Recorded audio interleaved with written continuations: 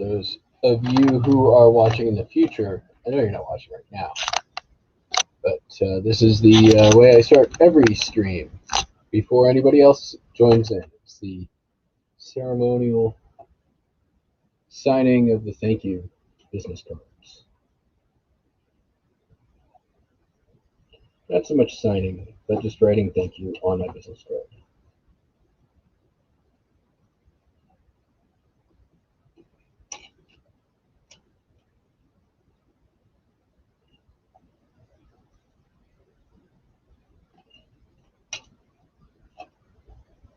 Hello, hello, hello, whoever just joined.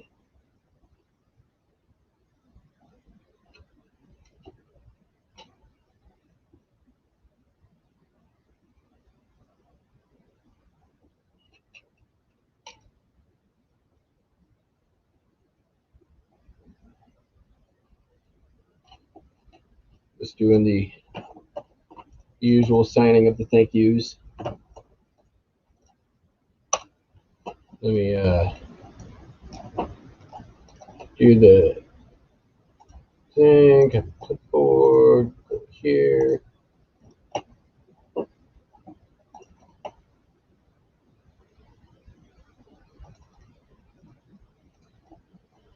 What's going on, BTT?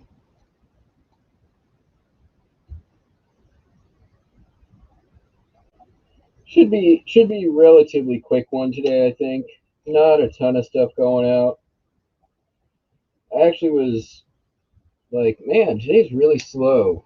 And then I sent out like a bunch of 5% offers to like 200 listings and had a good one pop out of that, one of the Folio Society books, which, you know what, 5% off of, I think it was final sale price was, I was asking 79 and it sold for 75 maybe.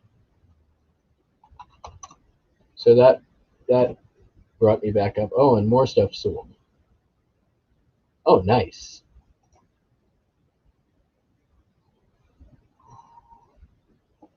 Let's see if they'll do.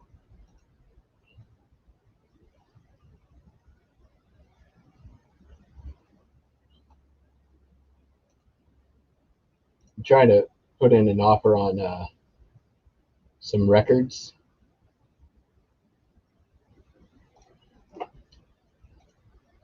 There's another seller out there right now who has a bunch of sealed records listed, and I won a lot from him last week, and it was 10 soundtrack albums, all sealed, and I made all my money back on the first one. And they've got some singles listed that are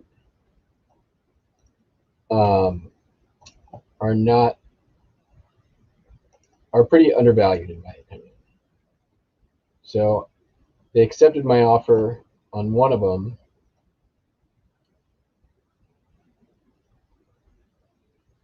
which is, I think, about half as much as the record is worth.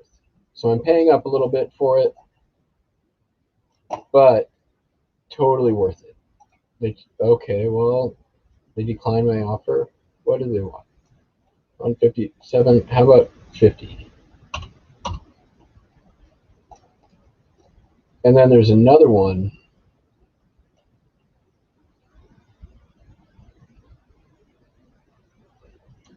I need to do some quick comping here. What do we got? We got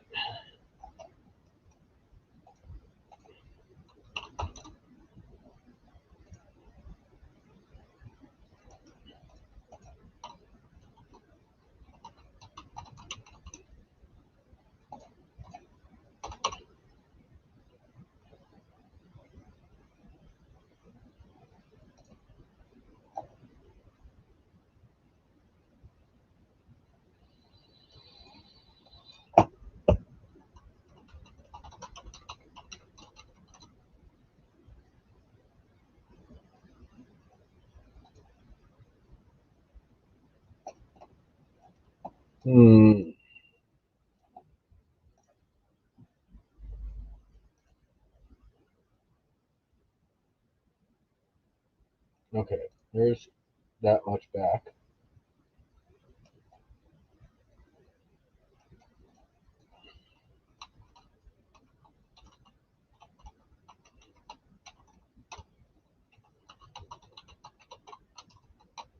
The nice thing about sealed LPs, don't have to worry about grading them. Takes 2 photos and you're done. Okay.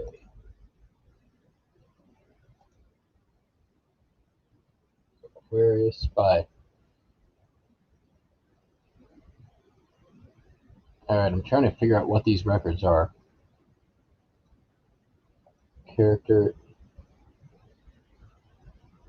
Characters in Time.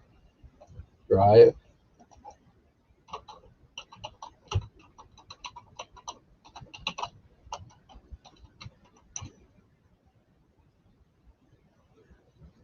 Ooh.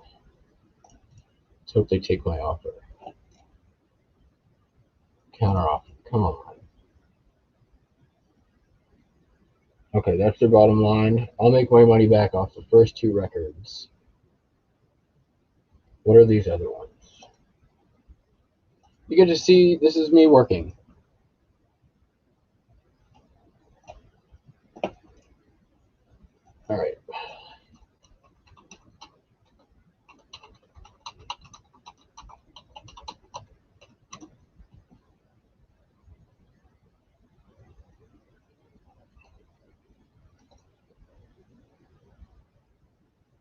Okay, nobody cares about that one.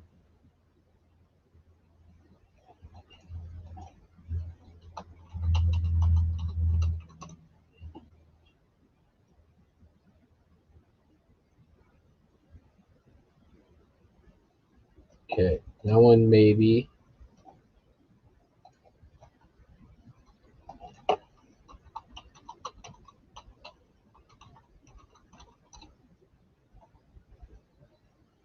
Nobody cares about this record.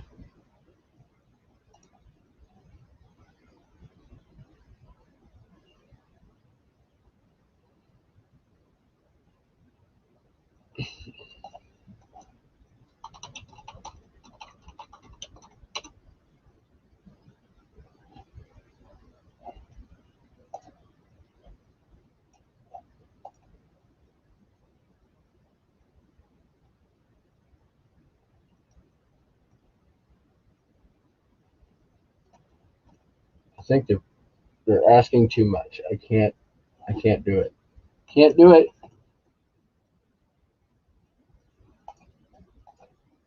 Too much money.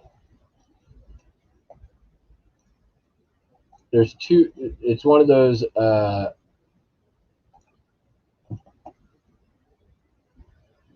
piece of 80s advertising that I can't find any comps on print advertising for it, but what I have is there is thermos. What's the product?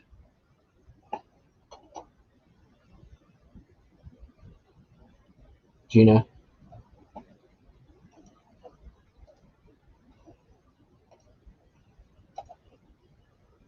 Hello, everybody. Wow, you all piled in while I was doing my research.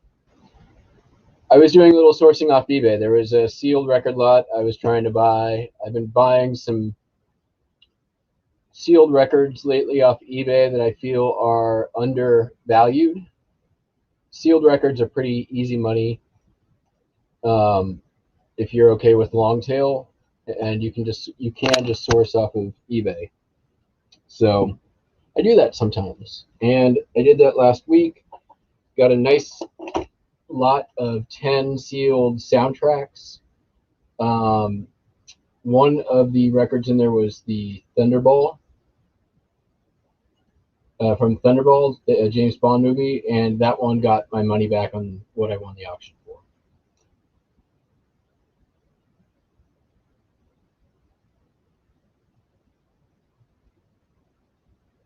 Frank and Stuff. Frank and Stuff. Is that the stuffed hot dogs?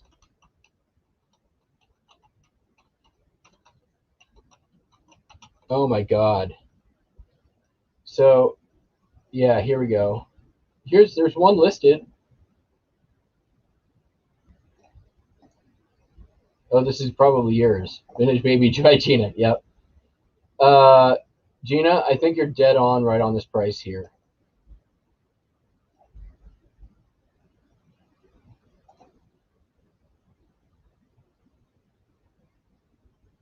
Ooh, I'll take that offer. Man, I thought this was a slow sales day, and then all of a sudden, boom, craziness. Just sold a brass barometer for $45 plus ship.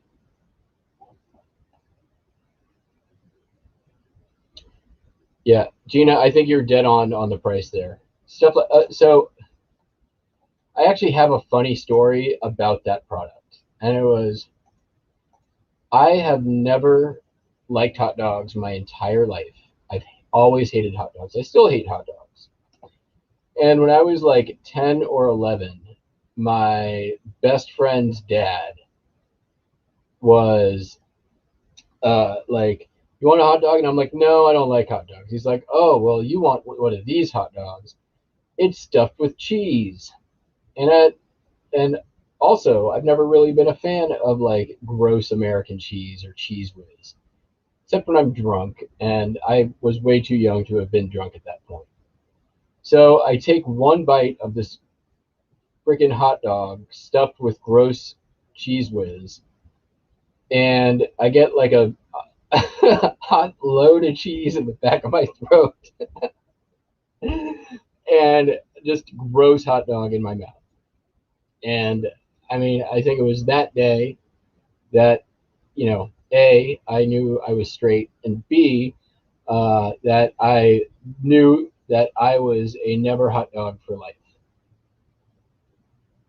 The end.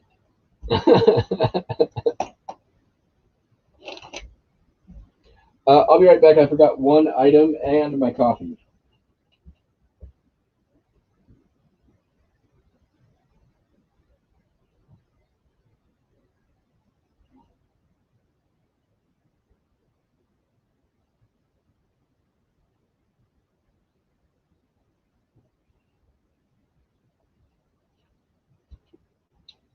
Um, I don't remember who it was when I did the unboxing of the movie posters that I bought from Mr. Buys a Lot.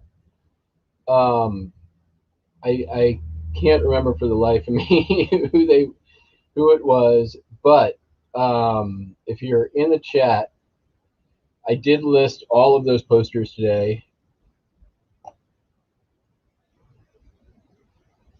So you can go to my store on eBay if you're interested in them. I don't think a single one of them I listed over $40. So if you wanted one of those posters that we did the unboxing of, they're all listed. Had a really, really good listing day. And at the end of the day, it ended up being a good sales day. Let's see here. What do we got going out here? Not including the barometer that just sold, we've got 13 orders going out. Total sales for the day was $416. I did ship this morning, so that doesn't include absolutely everything. So let's just get rolling. Maybe we'll do a giveaway later too. I always got that was fun last time, so maybe do it again. All right. First up, I've been listing my death pile, and this is one of the items. It is a Echo mixer. Not perfect. In fact, I do want to do a little bit of. Had a couple little rust spots on the handle here. I do want to make sure the thing's nice and relatively clean before it goes out. There are ones of these also by Echo, the ones that have like actual Bakelite handles and aren't this like thin steel. They're like a much more heavy duty version of this. Can sell up into the 50s. That's not the case with this one. This is like a cheaper later model. This one sold for $14.95, free shipping. I could have maybe squeaked a little bit more out of it, but I'm happy with it.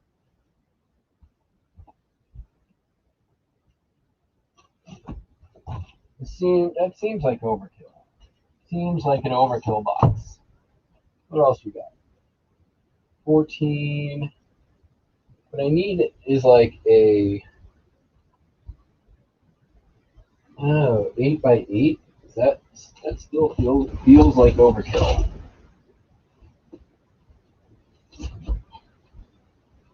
We're going to be under a pound. Yes. Okay. We're okay with it.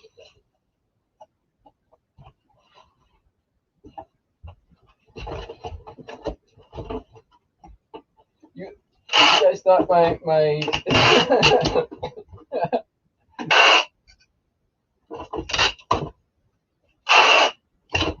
my story about a 8-year-old me taking a hot load of cheese to the back of the throat was too much information? What?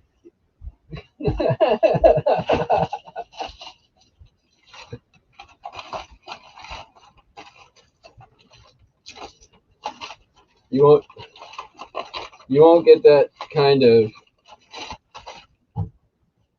not made for TV comment on those other reseller channels. All right. So we'll get like $10 after shipping on that. $8 probably after fees.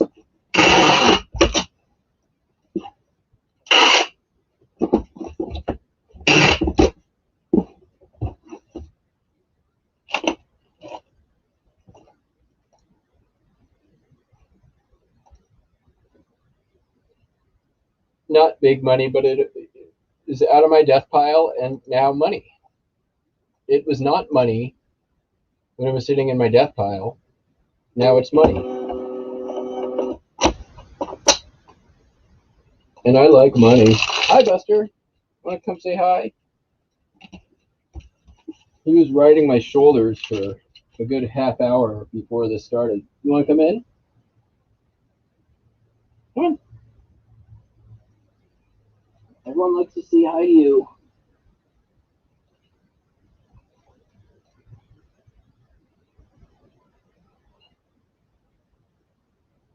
Show him your paws. Show him your paws.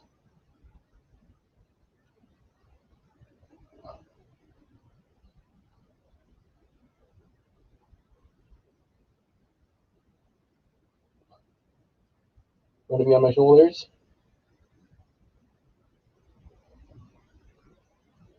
All right.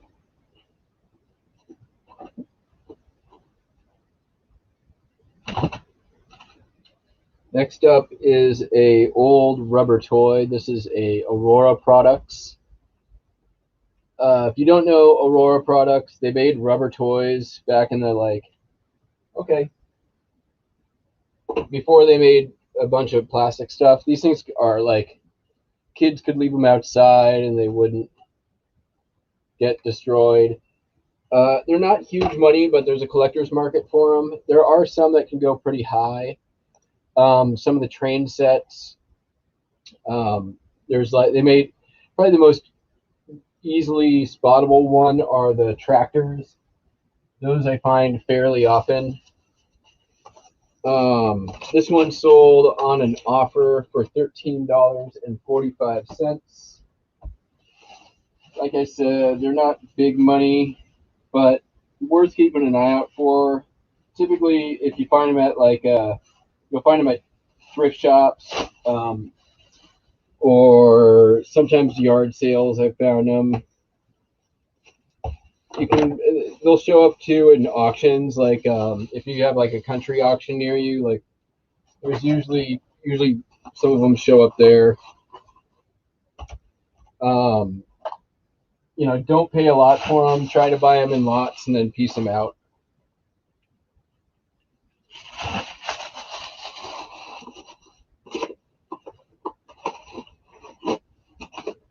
Because I mean, this one also sat in my death pile for a year. It's been listed for like 6 months, but it took a year in my death pile before it got there. All right.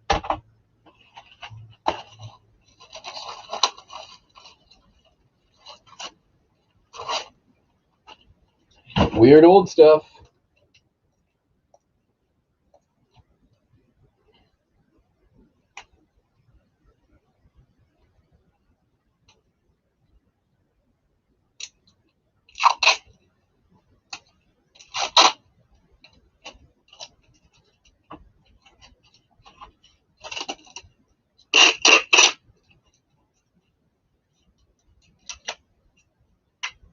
So totally happy with that sale.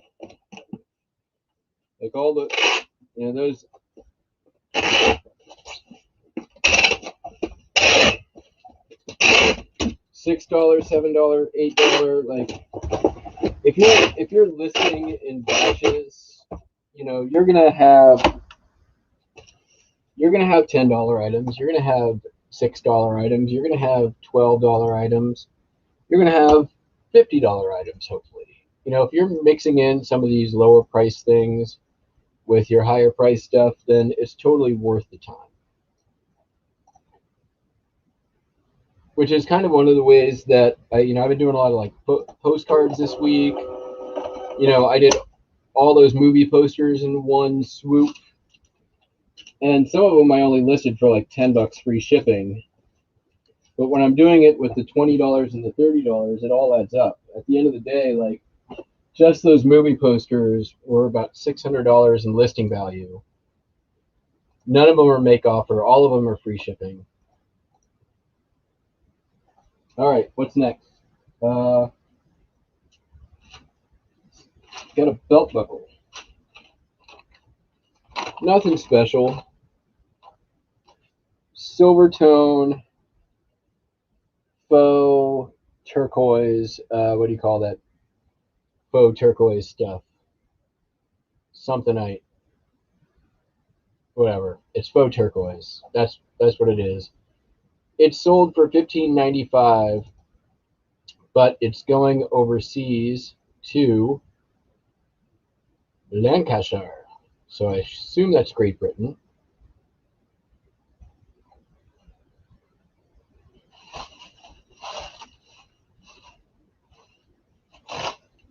Someone paid me way too much money to ship this thing to Great Britain.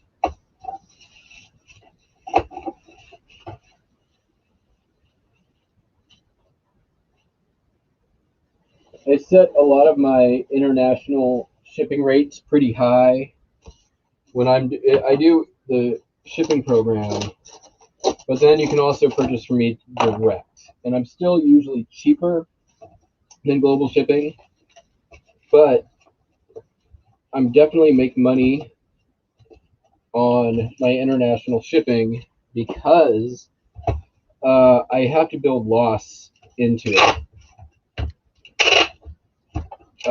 Because international shipping is such a higher loss rate, especially if I end up shipping somewhere like China or South American countries, or several other things can happen. So I try to make those sales everywhere I go, but because I have higher loss, and if I go to a place where I don't have scanning to the door, then you've got to deal with fraud as a possibility. It's not really much you can do once it's overseas. So I make money on all my shipping internationally because I'm taking higher risk. And it doesn't happen often, but it happens often enough that I do not want to have to worry about it.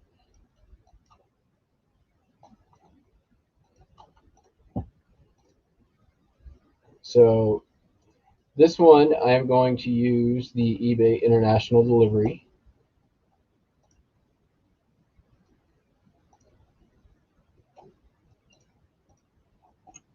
Chat went quiet. Hope you're all working. If anyone feels like being live on the internet, the link is tagged. Otherwise, I'm just going to keep babbling. Be right back.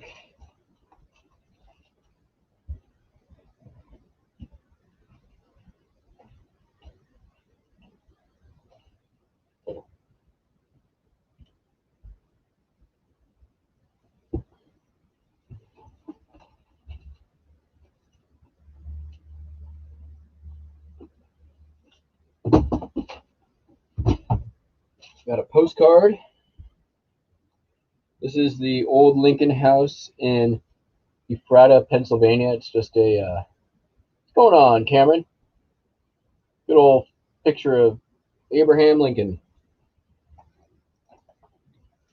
This is probably, I'm guessing, going to be a $6.95 card, but if I know me. $7.95, close enough. Choo, choo, choo. I need to get some more sacrificial cardboard. That'll work.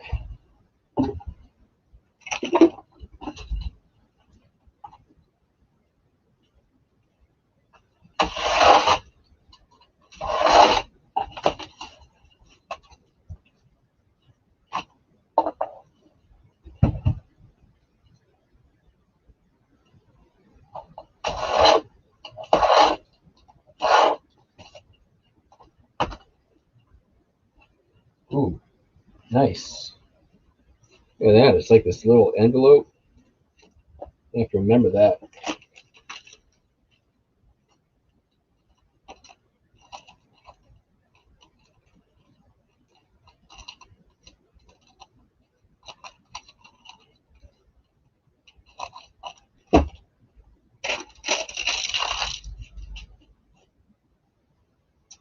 Where's my stamps? Where's my stamps?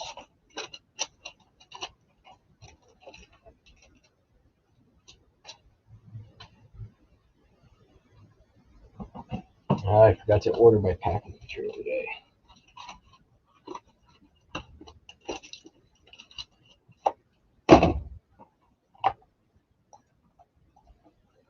All right.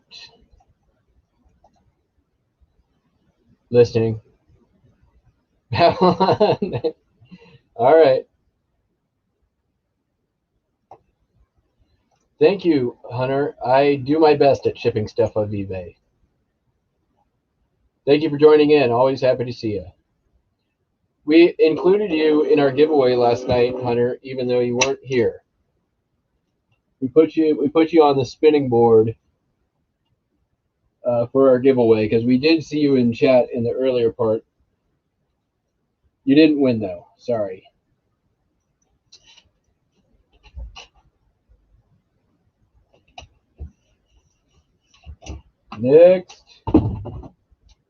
Next up is a knife. This is a Geisser Rostfried. It's a German made, obviously. Very nice wood handle. You can tell it's aged because of those screws. Look at that in there. You can see the discoloration from the copper interacting with the wood. That's super cool knife. I cleaned the heck out of this one, let me tell you. I got it at a yard sale north on Kitsap Peninsula. I bought a whole, like this guy had a whole bunch of knives, and I bought them all. So this I think might be the last one, or I might have one more to go.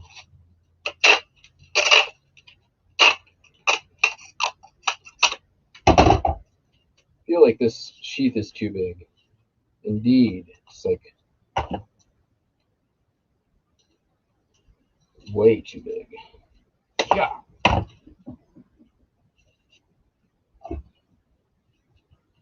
But it's been up for over a year.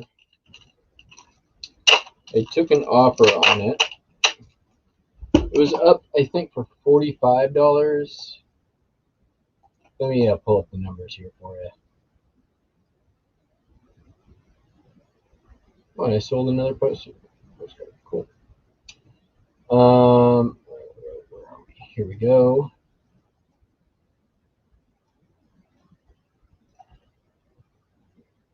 It was up for $49.95.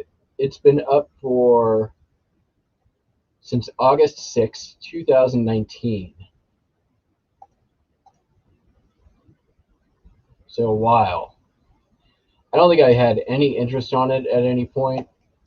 Somebody sent me an offer for $30, but because I had free shipping on it, I countered, and I basically said, listen, your $30 is fine, but you know, I can't do that with free shipping. How about 37? And they accepted and paid right away. So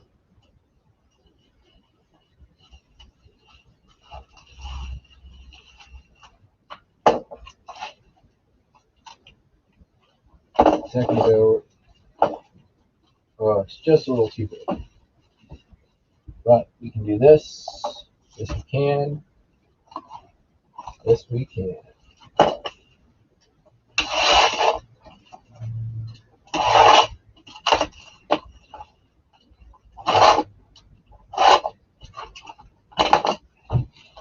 So $37 sale. They accepted it right towards the end of the day, right when I thought it was going to be a crappy sales day. Right after I had sent out all those 5% offers.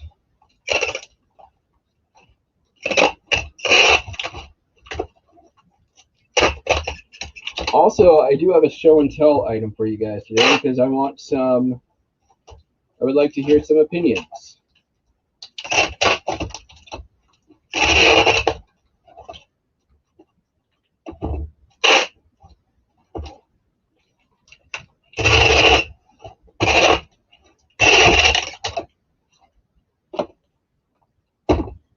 Let me get this packed up first, and then we'll do that. Well, that ain't gonna work.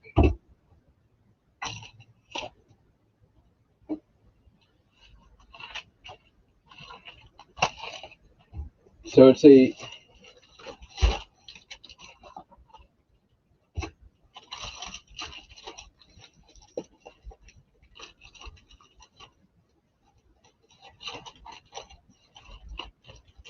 well, we'll get there.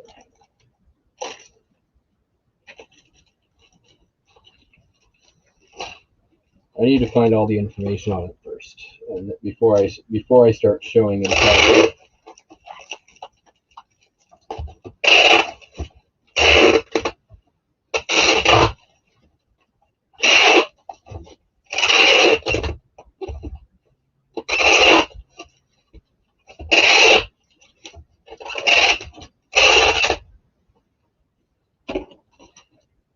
That's a nice looking package.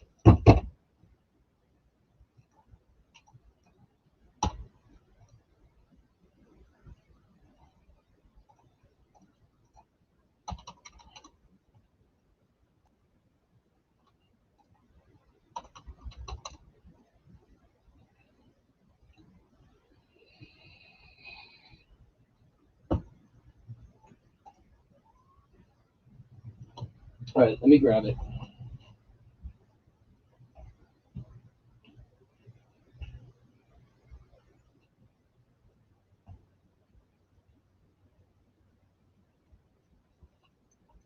Okay, it is a necklace by Rita DeLisa. She is apparently a relative of mine, distant relative, from New York. So this would date to around the 1960s. She was an artist and made jewelry for Gloria Vanderbilt. And it is definitely mother of pearl. I don't know how it goes. Like, does this maybe goes? It's a necklace. I'm not sure if this is back or front. I'm guessing front.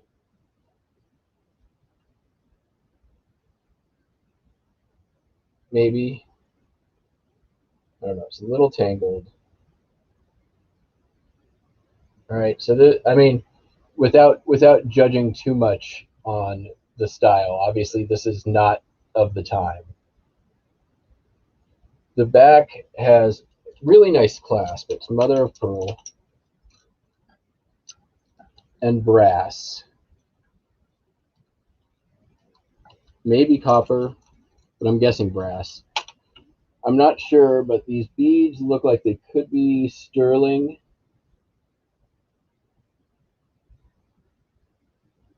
I'm guessing they're sterling, just based on the tarnishing. And then these beads are sort of opalescent. They might be opals. There's some just basic glass ones for sure. These might be glass too, opalescent. But it's definitely like very, very like sort of boho hippie 60s, right? No, this is not, I don't, this is can't be for hair, right? This is,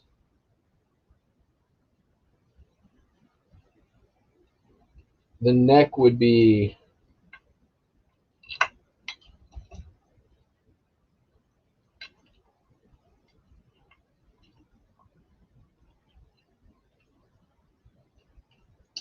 neck is 13 inches.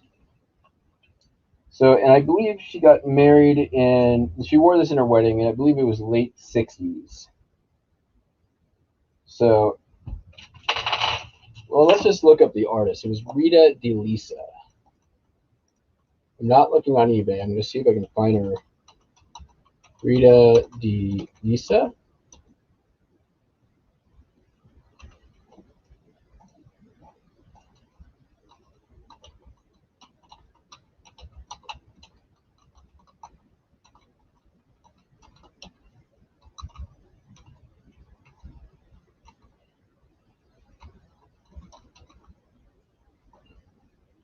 Rita DeLise jewelry. That makes more sense.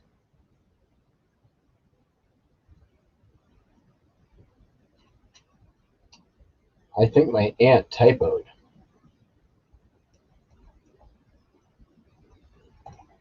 This makes much more sense.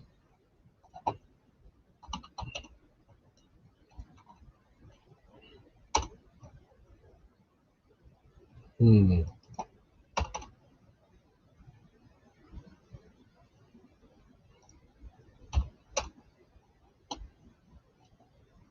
Nope.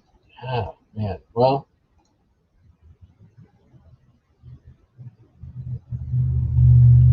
my aunt is a very small person. The last name is spelled Rita, oh, one word, Delisa.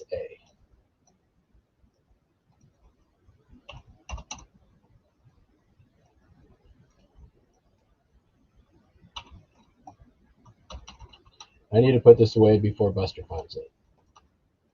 Because this is exactly the kind of thing that Buster would like.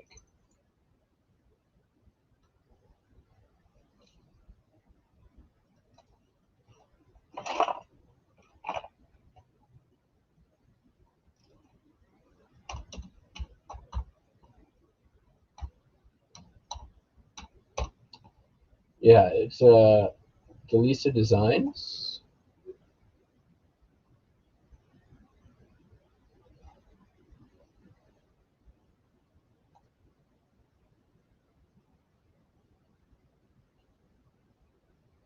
Now this looks like it could be something like that. About. No, that's not my relative. It's for hair.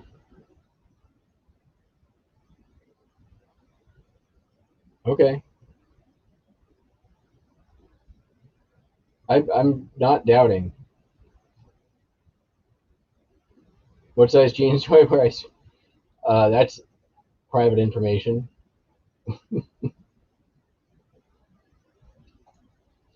What size jeans did I wear before the pandemic?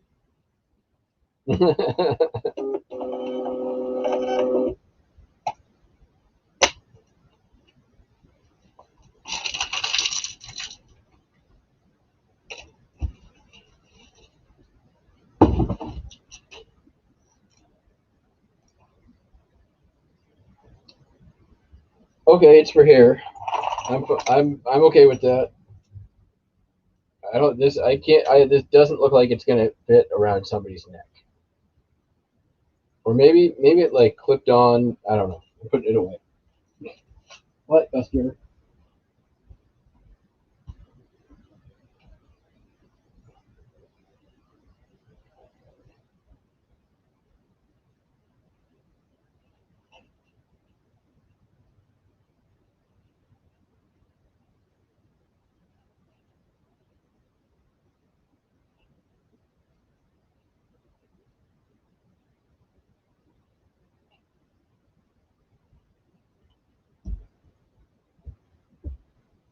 All right, moving on.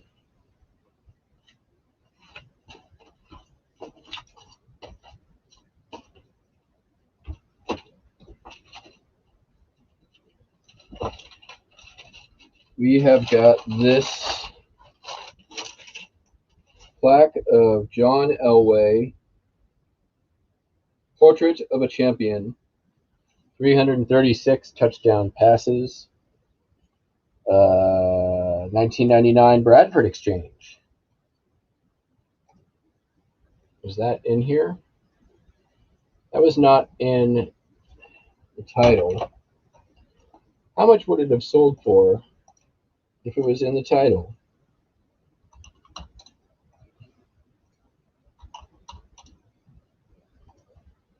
Bradford Exchange, John Elway plate. Looks like they sell for around $40.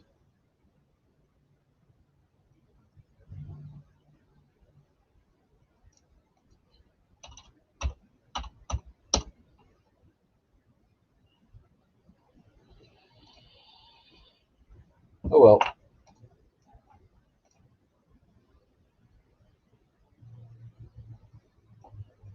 Yeah, I'll take it to some jewelry people and they'll.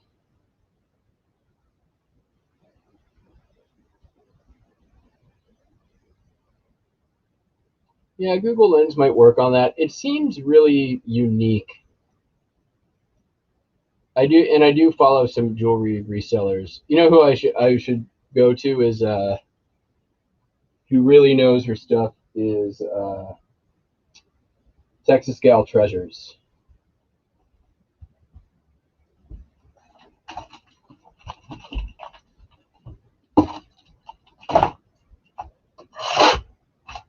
Or who's the other one?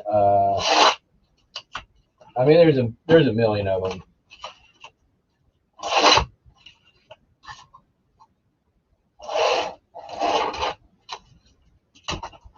Nana Tink.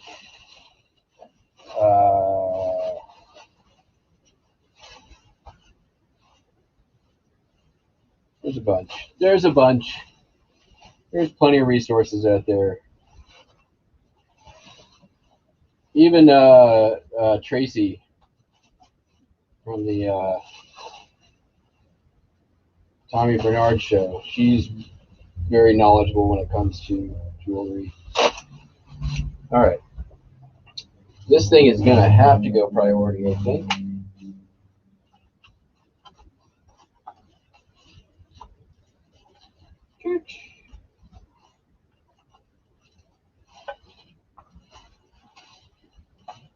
Okay.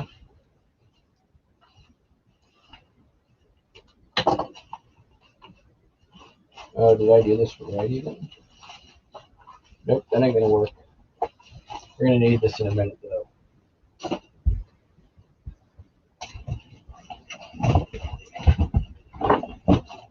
Hey, I got this thing.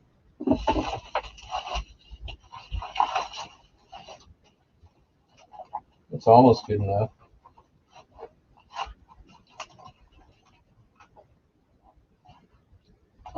It'll work.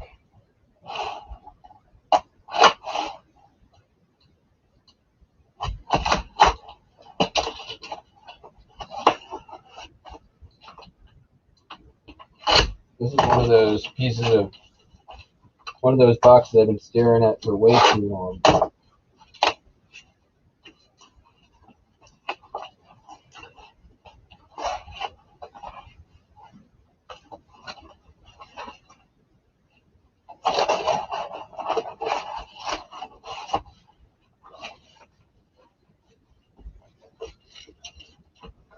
Okay, we'll get that in there.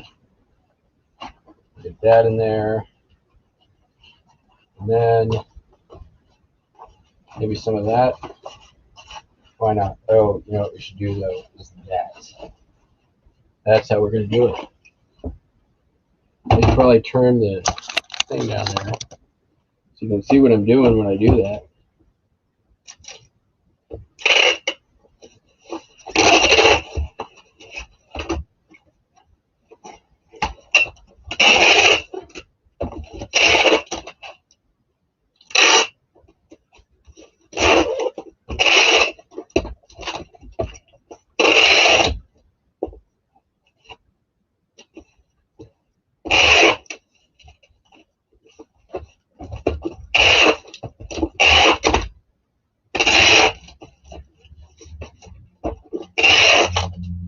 Hide the messiness with tape.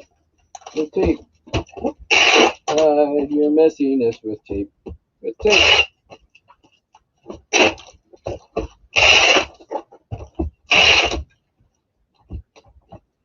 That's my Hide Your Messiness with Tape song. It's on my next album. My album is dropping.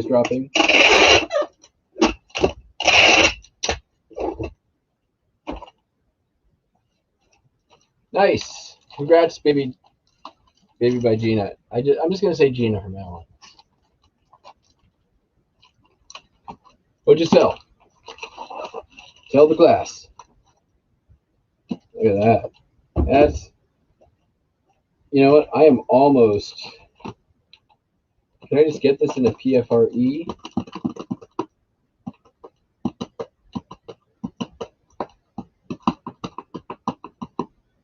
What if we just add another layer of bubble wrap and then some more cardboard? Think it'd be safe?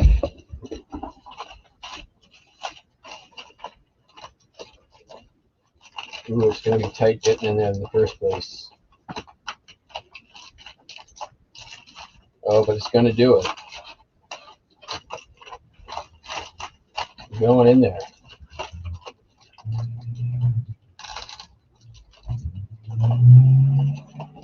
What do you think? Do I risk this Bradford Mint plate wrapped in cardboard, wrapped in bubble wrap?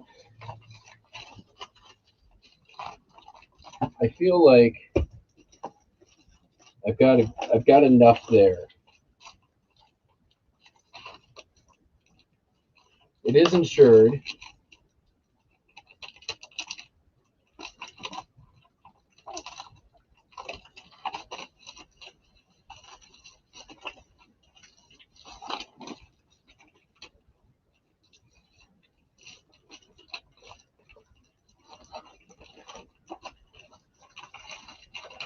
There we go.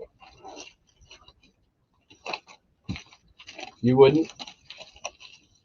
Well, it's in there now. All right, I'll throw it in the box. I know that I'm not supposed to do that with the.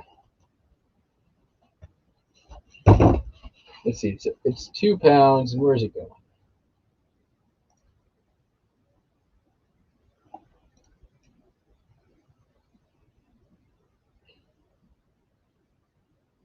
New York. Of course. All right.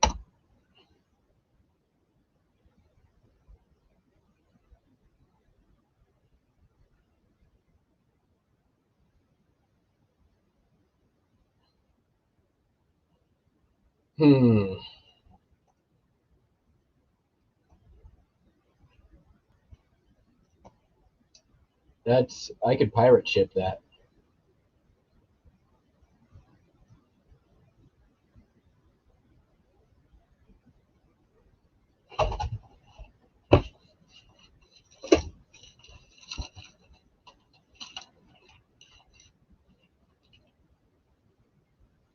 That's what we're going to do. We are going to do again. There it is. Same thing, only it's getting 2 layers.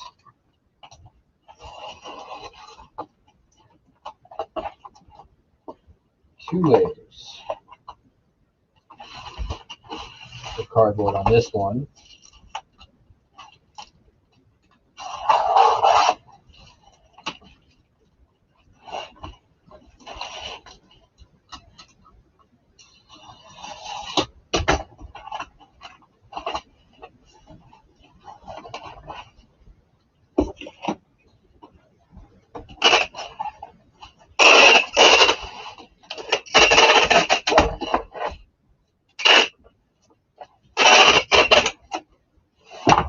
And then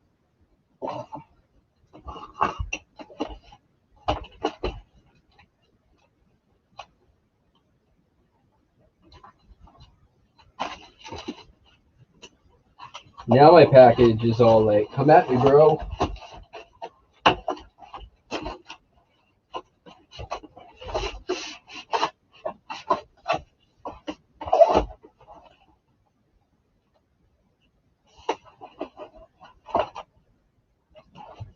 That's what I'm talking about.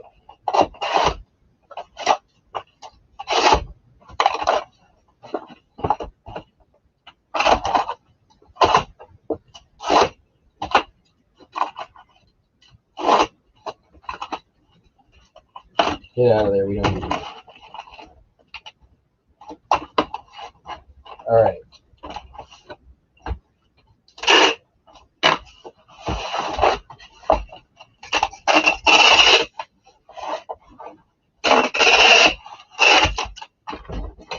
Now it's 3 pounds. Nope, still 2.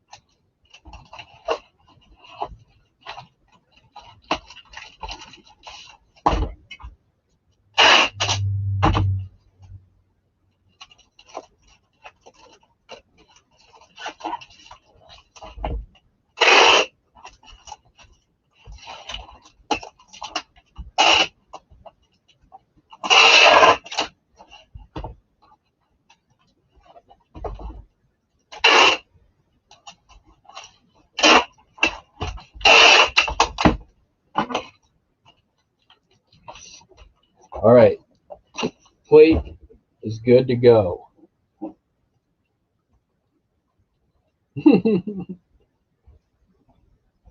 Let's see if I can save any money now on this pirate ship.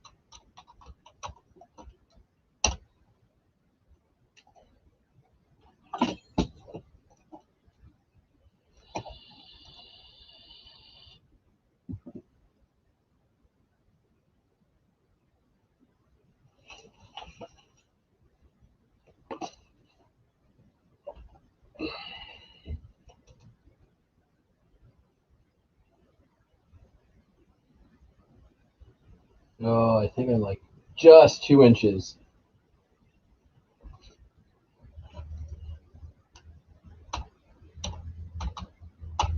Away.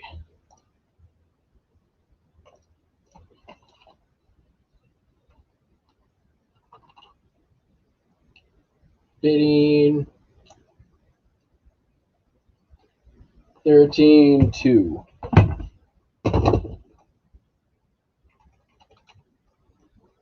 2 pounds. Get rates. Ah.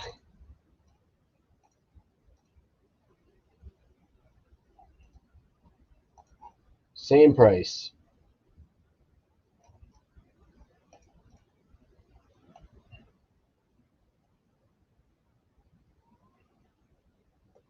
Sold another thing. All right.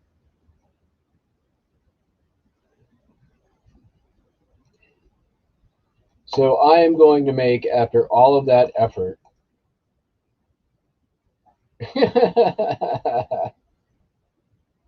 because you guys wouldn't let me just put it in a padded flat rate, I'm going to make $3 and wait, that's not right. No, I'm going to make $5, $4.88 before fees. But you know what? It's fine. It's gone. It's been in my death pile for a year. It's partially my fault for not putting Bradford Exchange on it.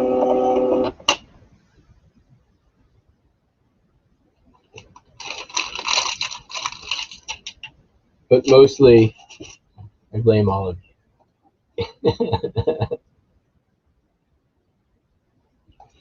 you. Every night, you know what? I can't commit to every night. I can. Yeah, Marie, you're right. Although it would be in priority mail packaging, so it would be insured. Watch it break anyways. I had this cool vintage bar kit that I shipped. I packed it box in box. I did absolutely everything right. Still got broken on the way to the customer. Don't know how it happened. Like I packed the living crap out of this thing. And you just, post office can be brutal. And now on high value items, they are often asking you to turn it over to get your insurance claim, turn over the item.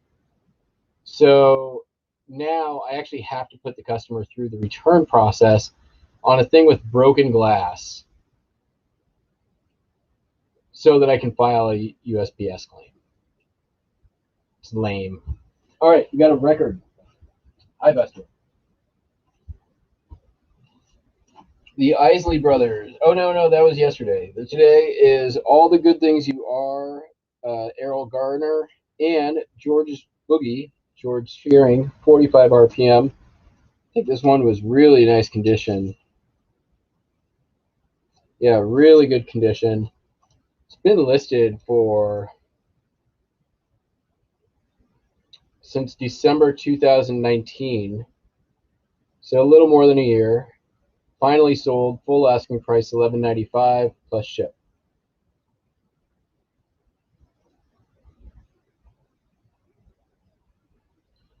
Oh, Marie, my stuff gets pretty well packed. You've seen me do it here. Like, you can't do it on absolutely everything, otherwise you just spend all day packing, right? Like,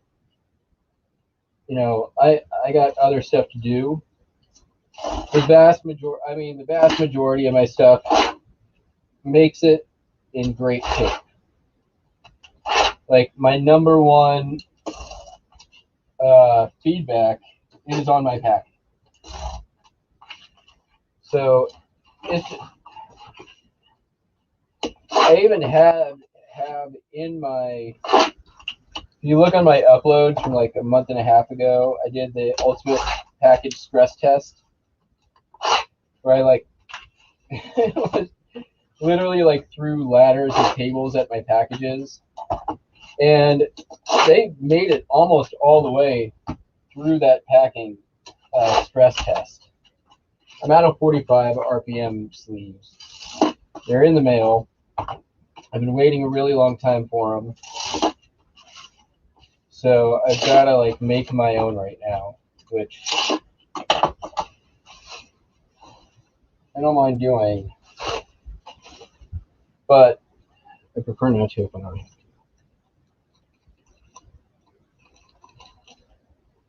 Yeah, I deal in vintage glass a lot of times as well. I've got a ton of it in my store.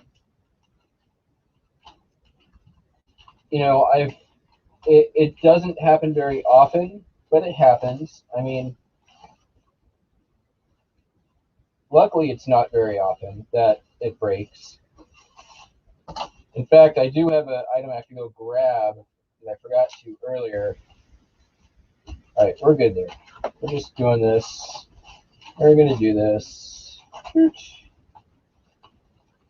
don't like making these. It's never as good as the... There we are. Let's do that.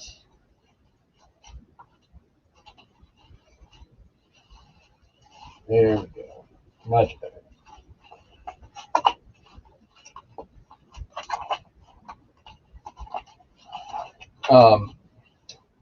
I had recently, I didn't have it on my stream. I don't know why, but I just didn't. But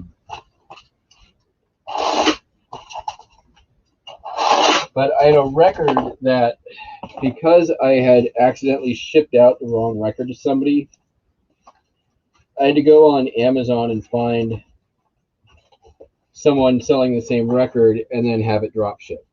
I think I've maybe only had to do that one other time ever. And sure enough, the record shows up to the customer shattered. So, also luckily though, they sent me pictures. So I refunded the buyer immediately. I then send the pictures to the Amazon seller, who refunds me immediately.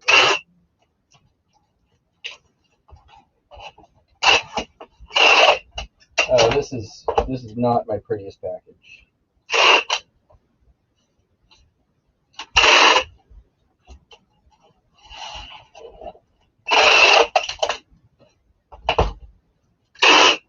Anyway, I don't remember what I was getting at, but packaging.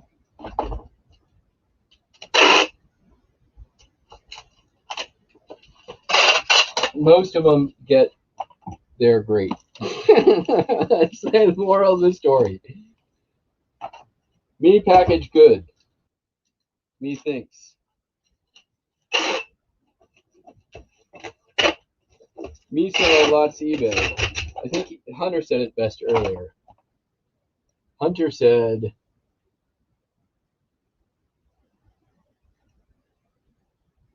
where is it?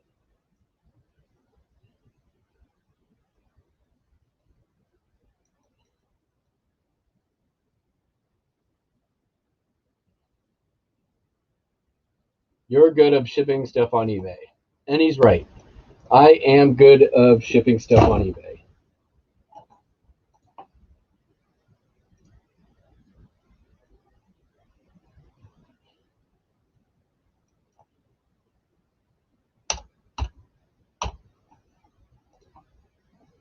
All right, I'm going to ship this bad boy.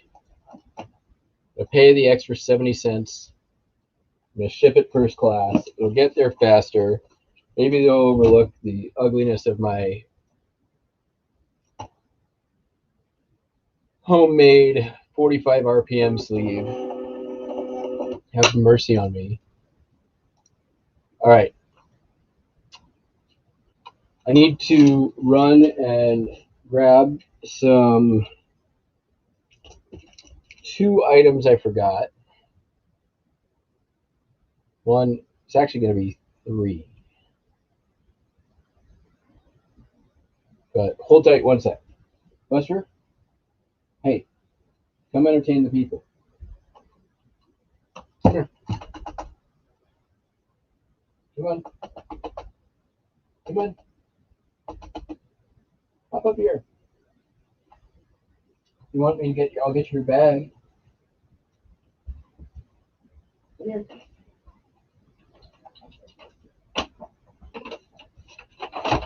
Come here. You want to show people your bag? You want to show people your bag?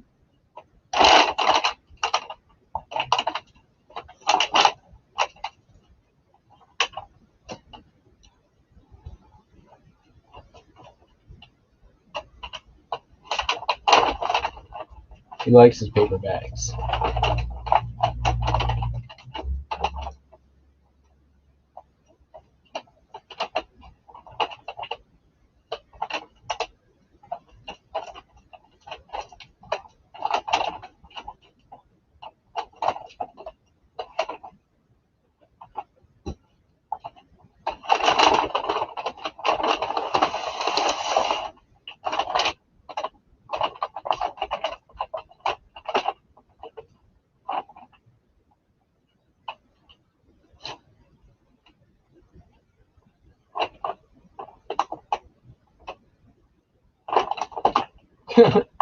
Yeah, Cameron, I pretty much live in my jammy pants.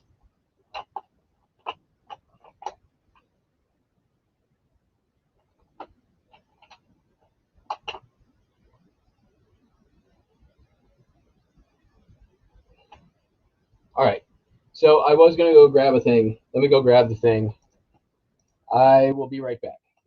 I'll be gone for like a minute, maybe two.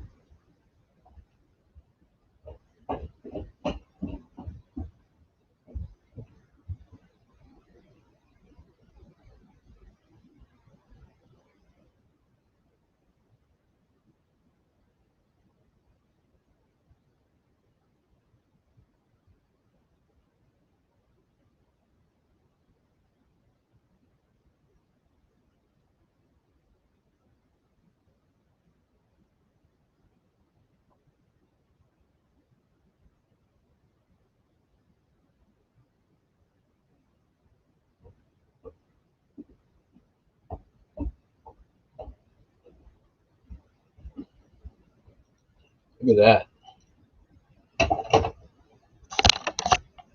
No inventory system, no SKUs, no bin numbers, two items, very different, grabbed in a minute. So this is a paperweight. If you are familiar with glass, the key word here is controlled bubble. You can see that like sphere of controlled bubbles in there. I know when I got this, I bought it at a thrift store just before the pandemic for 50 cents. And it sold for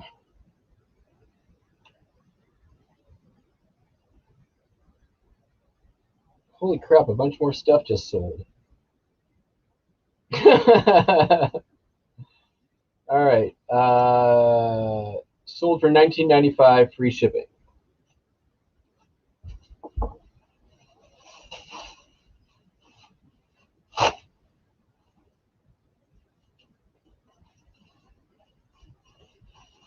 And I have another one of these that listed the same day, but I don't suspect I will be sitting on for too long.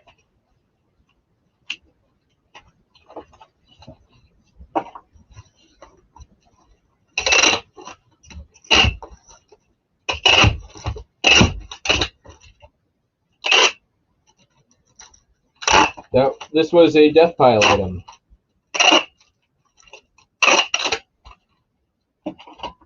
My death pile has been flying off the shelves. It's been kind of cool. All right, we're gonna put that thing and this thing.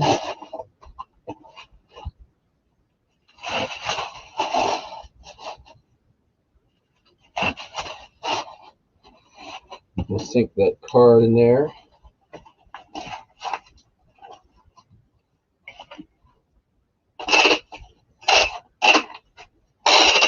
And then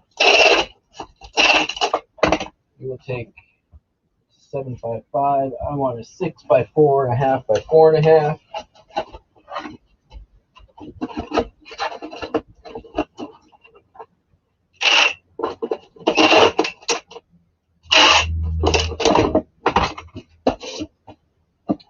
And then we'll throw that.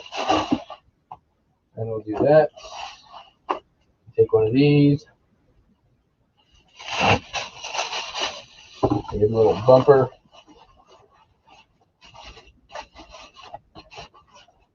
All the way around.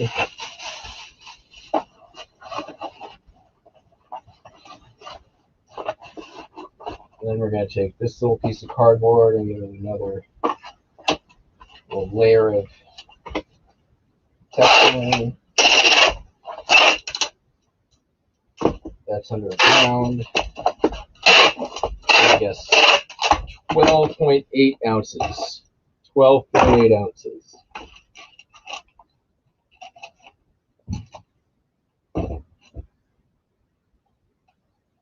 How'd I do? Oh my God. Yeah, that's what I'm talking about. Where's Justin? Not Justin P. Just in time.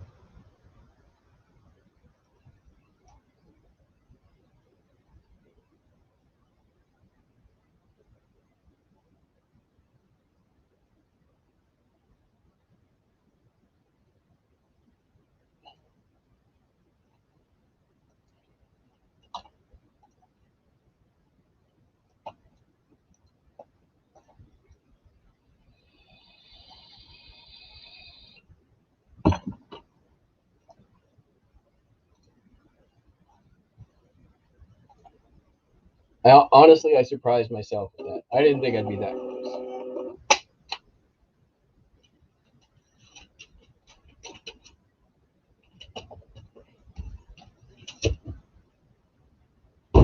All right.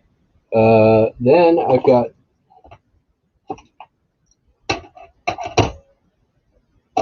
this here tool. This is another death pile item.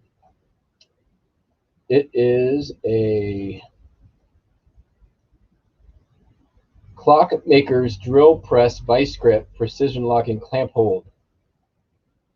It's for the something clock makers, clock dudes use the clamp thing, and then they do that, and then they tighten it up like that, and they go like that.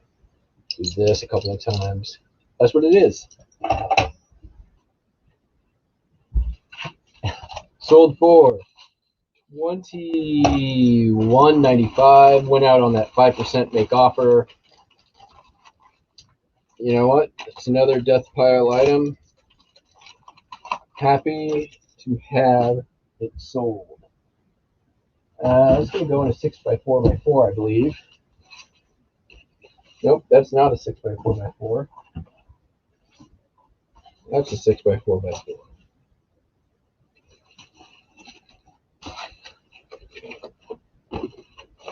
It is not. Yes, it is.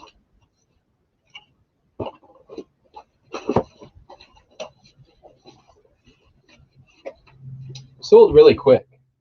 I actually didn't know what it was, and I asked on Monday. Or was it Monday? Sure, Monday. Might have been Sunday.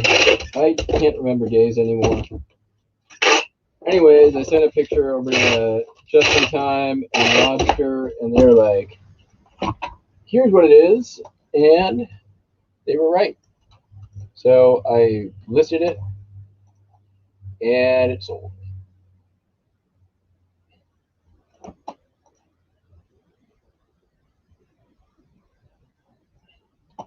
So, Cameron, the way that I organize my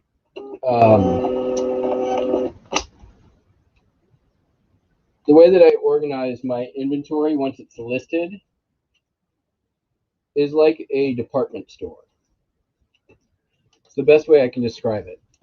You can walk into a department store and let's say you're looking for a necktie, right? You don't need to ask directions on where do you keep your neckties. You know that you need to find the men's section, and then from there it's probably going to be pretty easy for you to find the neckties, right? All the neckties are going to be together. You don't have to go around to a bunch of different places looking for neckties.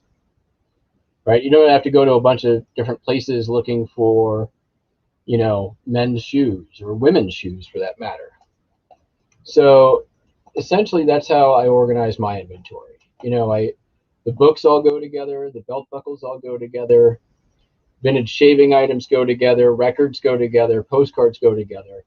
From there, there's other organization like, my records are alphabetized by artists, right? Just makes sense. My tools are all in the same place. My paperweights, which is another thing I like to sell, they're all in the same place. Salt and pepper shakers all together, razors all together, pocket knives all together, kitchen knives all together, kitchen utensils all together.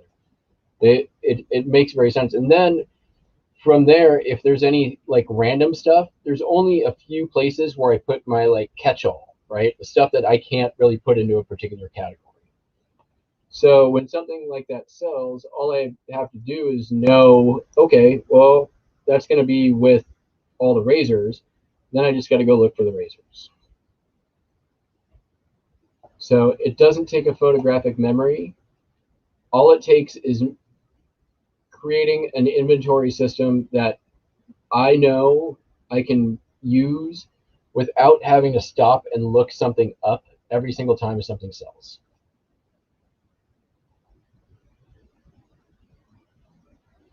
It does sometimes mean I have to look through a bin for a little bit, but that's, it's far less than other people, I feel like. I also can just look at an item and be like, oh, I know the coordinates.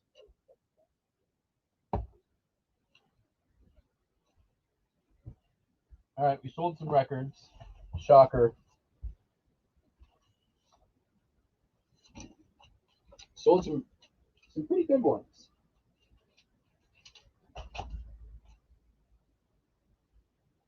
Let me just get my card in here. Sold some pretty good ones and then some not so great ones. But oops.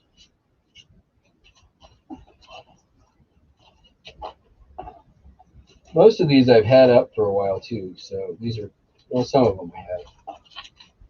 First up, Pat Travers, putting it straight.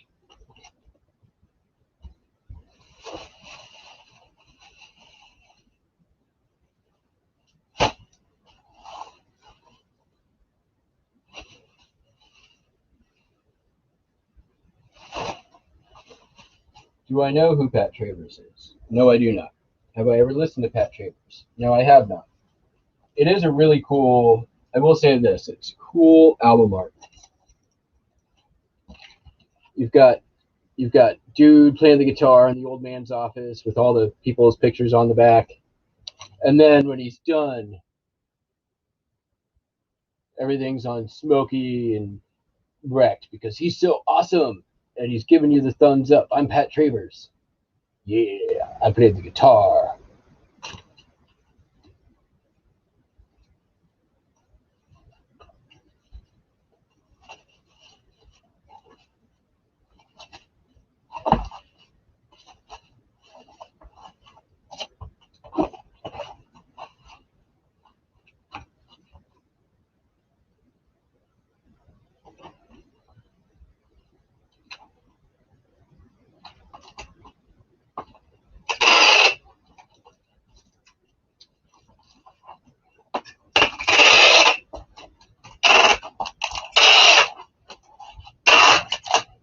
Like one of the things I think you guys have seen from some of the bigger channels recently, Cincinnati Picker, Shed Flips, both of them abandoned the bin system, right?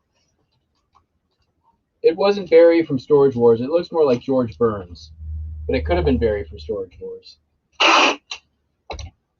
But anyways, they both kind of went away from the bin system, and I did that a long time ago. Like, not trying to like say I'm any sort of pioneer or anything, but I learned pretty quickly that just having a bin number as your location isn't very efficient, right? Especially, bins are designed for long-term storage, right? They're not designed for something that you're going in and out of all the time. By the way, Pat Travers sold for $8.95. It's been listed for a year and several months. More things sold? The heck?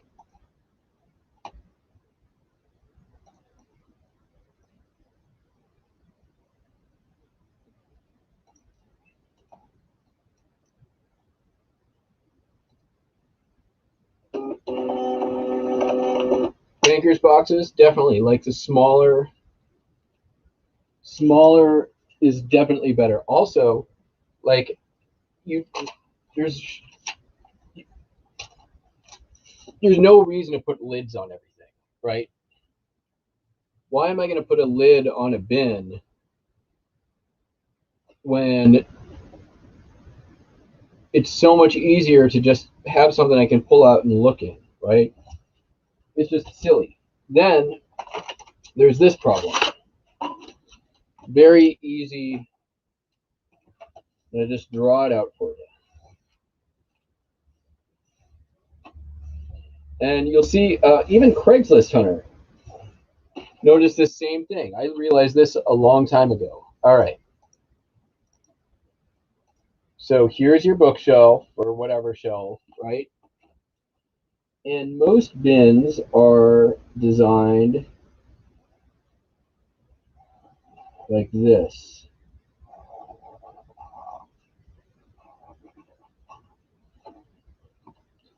Most bins are designed on a shelf like that, right? What's the problem with that? Is that you've got all this negative space in between that you can not really use. You can't really tuck stuff in there. Bankers boxes are part of the solution, because a banker's box, you're doing that, right? That makes so much more sense than bins, right?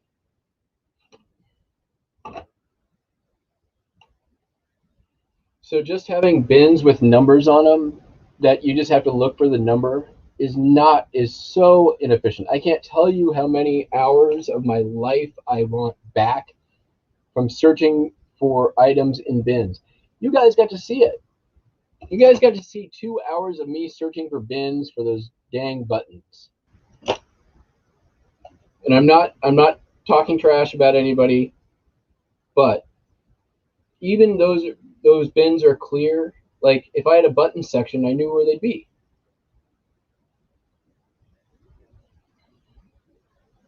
There are I do have some of the like Rubbermaid style drawer things, right? But I fill those things up with like all like items, and I always buy them used, right? So I have a little drawer thing for patches and a little one for pin back buttons, but they're small things, and I just don't want them going everywhere, so they all go in those things.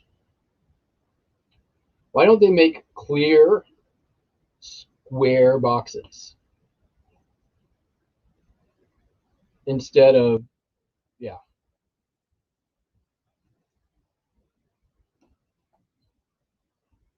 Let's see if a square clear box. Can you buy them on eBay? Storage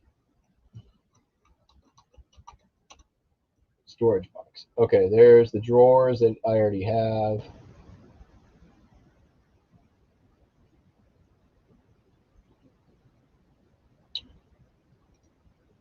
I want no taper. These bins have handles. That's neat. For 50 bucks, not in. Oh, here we go. Container store. Storage shelf organizing clear. Ooh. Wait a minute.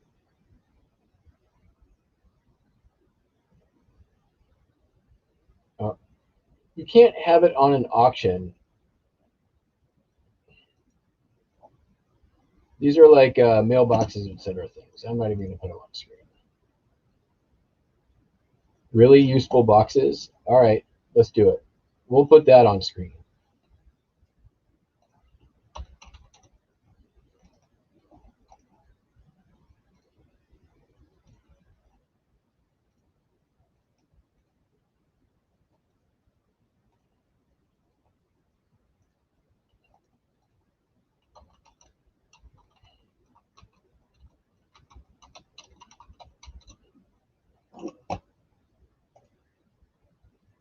Really? Oh my goodness! It's the name of a place. Hey, yeah, there. See? How much are they though? Craft boxes, music and film, racking and storage. Nope. No, no, not looking for those. Nope.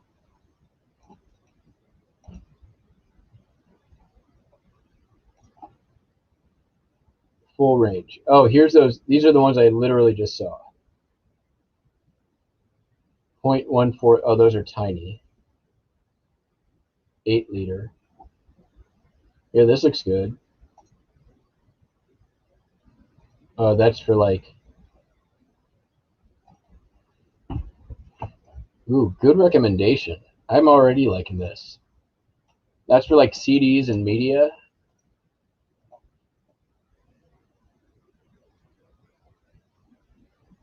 1244. Prices are reasonable. 20 until you start getting up in the big ones. 21 liter. The shoes are 1629. 84 liter. That's pretty big. I don't like dealing with them that big. Here we go. This is good though. I could use this.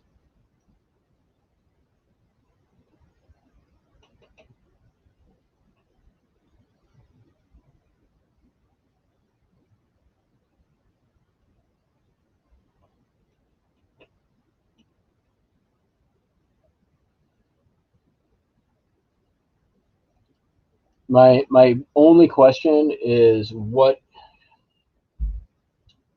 how long are these handles gonna last? Because I can already see the fail point on those things is those handles.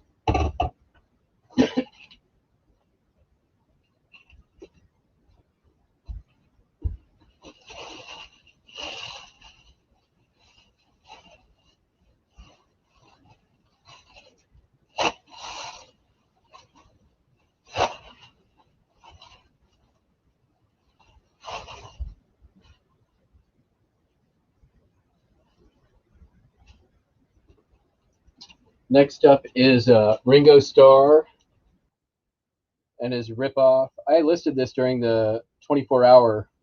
Hi, Sarah. The boxes range in price. Just go search for really good boxes, and it's the first thing. So there's a ripoff of The Day the Earth Stood Still. Ringo Starr just blatantly ripping off the movie, superimposing himself.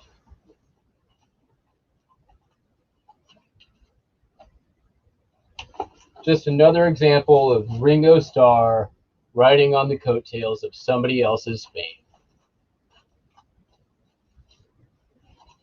I said really useful. What did I say?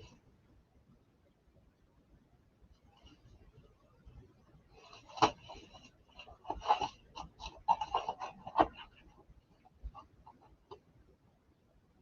read the chat. Brianna Camarda. Hey, Brianna. What are you doing here? Don't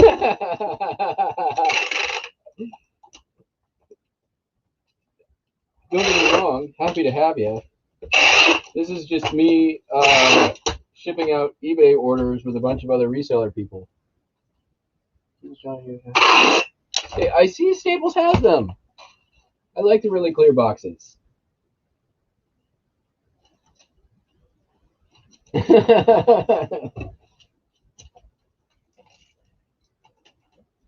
So what's going on, Brianna? Defending Ringo Starr.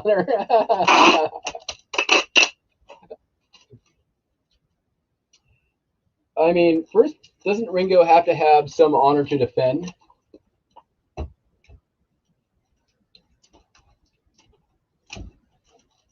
I mean,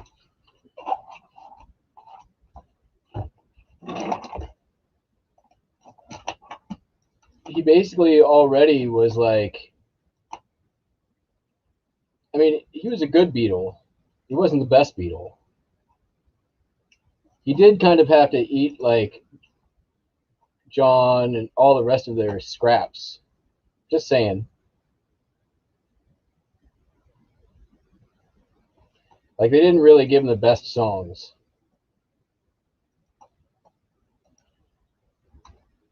All right, this record is and you know what? And Ringo only sold for $8.95.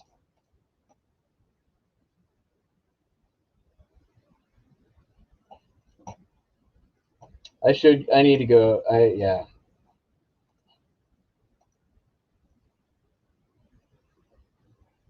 I don't need any bins though. I'm fine where I'm at the moment. But next time when I do need bins, I'm going to the clear place. I want to talk about Ringo Starr some more though. He was a great. That is true. That is true, and he was great on that. He was the conductor on that train show for children. Was it Thomas? Was it Thomas the train that Ringo Starr was on?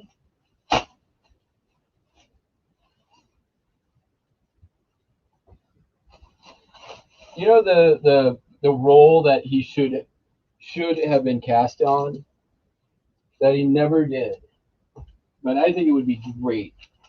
Is somebody? Yeah, it was Thomas the Train. That's what I thought. Ringo Starr would make like a really amazing serial killer in a movie, like a really evil bad guy, Ringo Starr. I'm not trying to say that's who he is. I just think that would be a good sort of out of the box acting role for him to be cast in. Like I would like to see that. Like in, some twisted like, you know, Seven style or thriller movie, and the whole time it's Ringo Starr playing the role of the guy who's like pulling the strings. And then like in the final twist at the end of the movie, it's Ringo Starr playing himself. I just need to write that movie. I'll get right on that after I finish writing the Bill and Ted Craig spin-off TV show.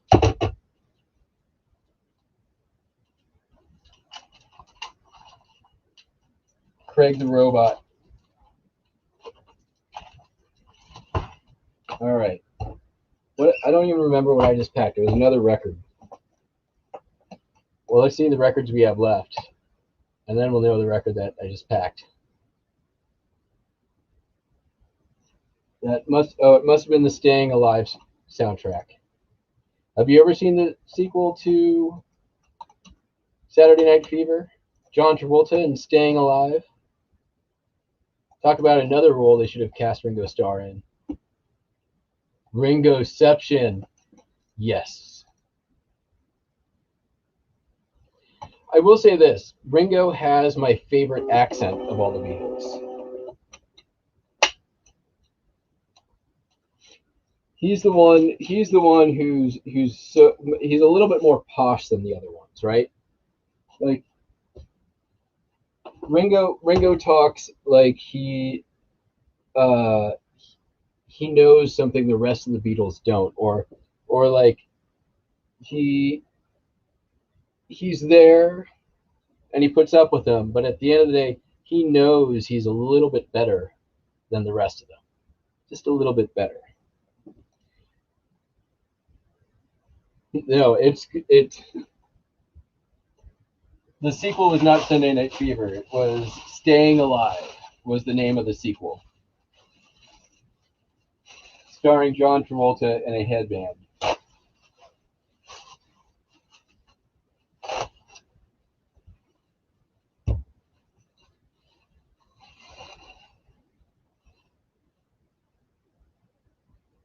Yes.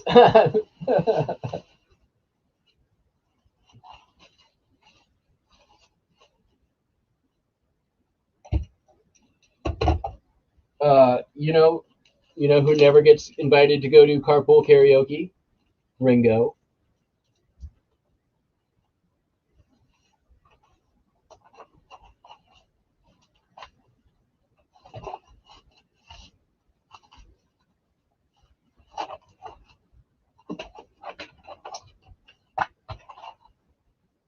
Paul gets invited to do Sesame Street with Elmo, and meanwhile Ringo is banished to Thomas the Train Town. He was on that show before anyone cared what Thomas the Train was. Back when Thomas the Train was just this weird talking train show.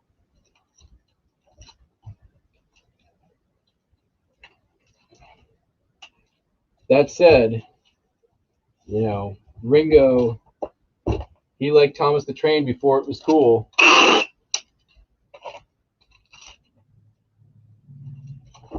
So the last record here is the Hair soundtrack. Good condition, came with a little book, not worth a ton of money. Sold for like $7.50 on a make offer.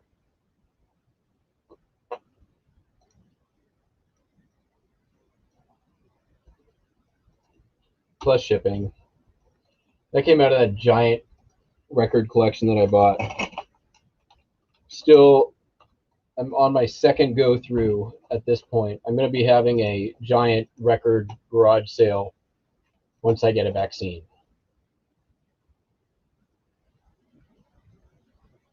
They were all cute back in the day.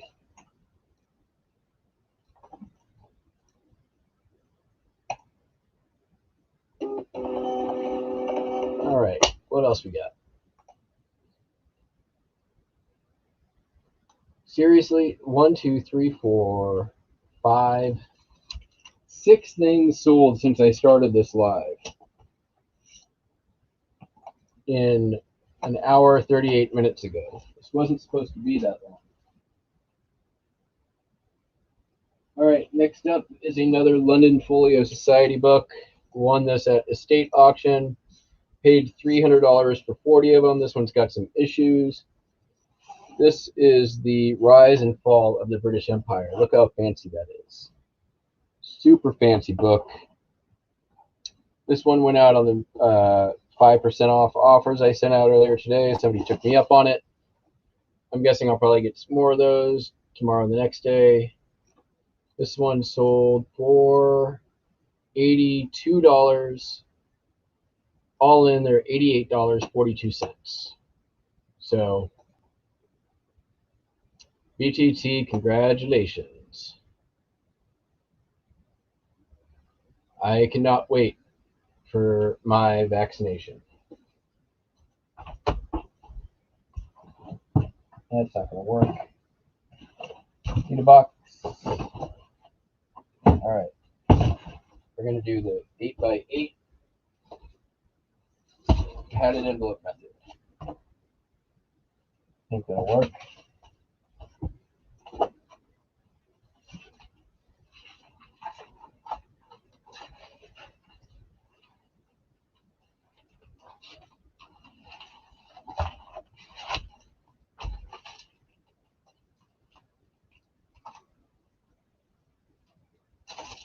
Yeah, that latest London Folio Society score is going to be paying off for quite some time. I'm very, very happy with it. I still have the most expensive book yet to sell.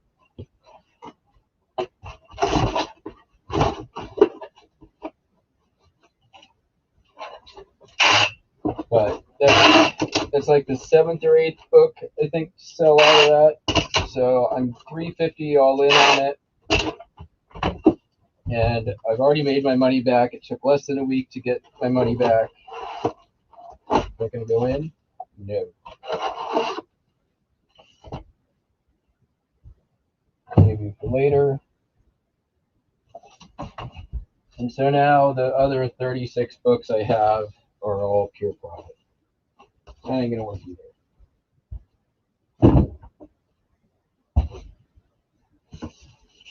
Seems like overkill. Totally overkill.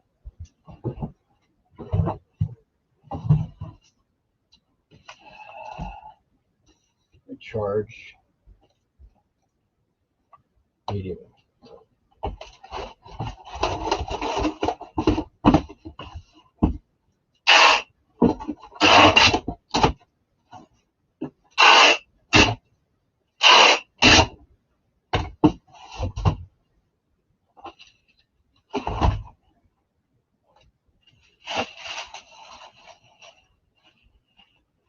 What is it?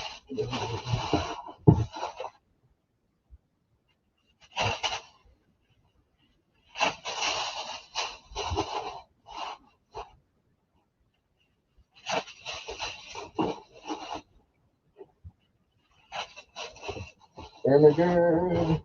It's a Burke.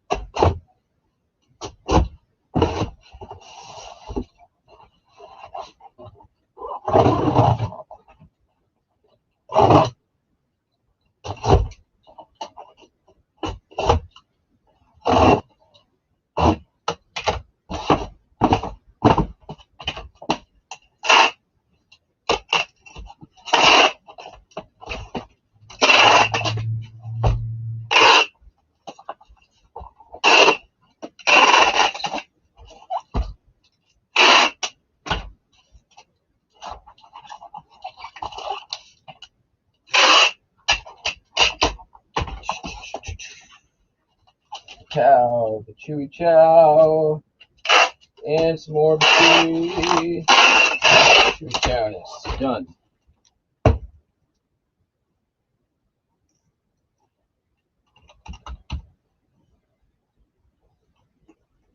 Came in underweight even.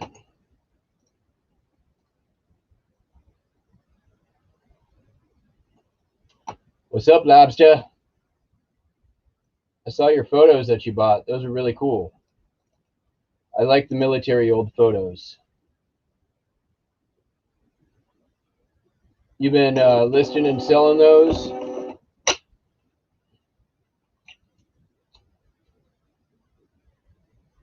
What in the shit balls is all that in the back? What specifically? What specifically in the back are you asking about? There's a lot of stuff. It's a ever-changing melange of randomness, so you should probably know that by now.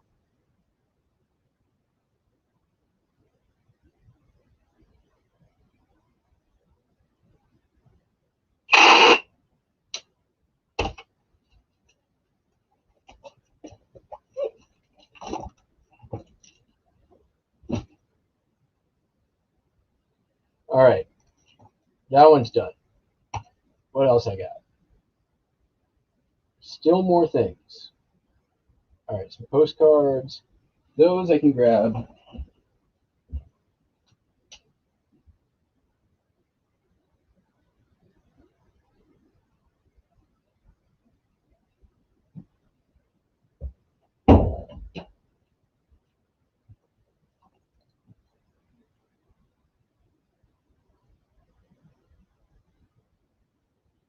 I see a lot of you sucking on something. What?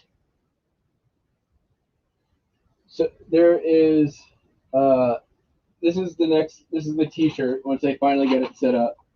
I Smell Records, Cha Cha Cha. CrossFit sucks. I gave away some branded socks the other day, so that's that. That is a Richard Simmons Sweat and Shout VHS. CrossFit sucks. Worth saying twice. The Eagles suck. And so is Red. I don't understand. I don't understand the question. Are those post-it notes? Kinda.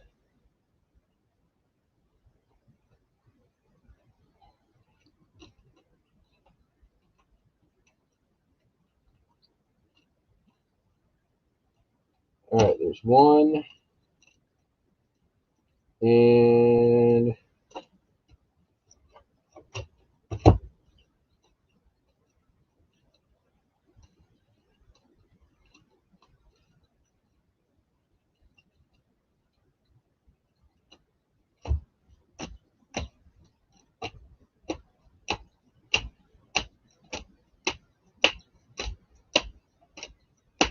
two.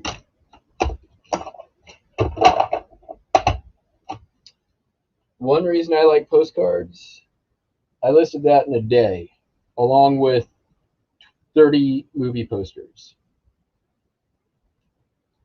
So that's 5, 6, 8, 9, 10,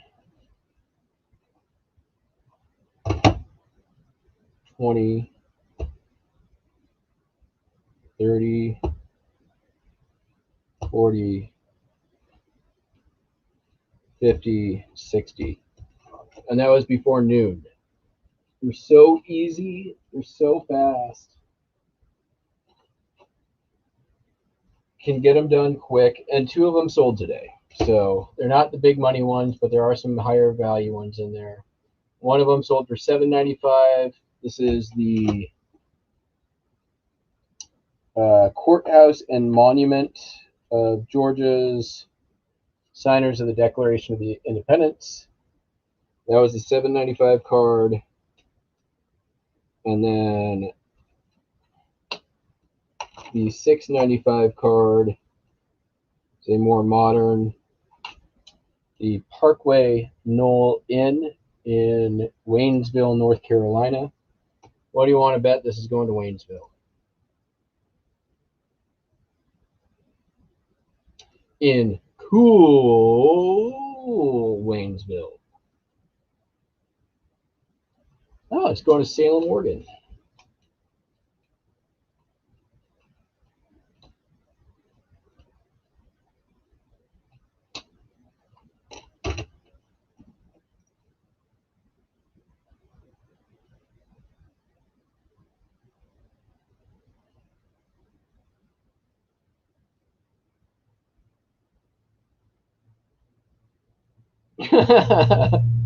Laugh, love, yeah, no. I am not the live, laugh, love kind of guy.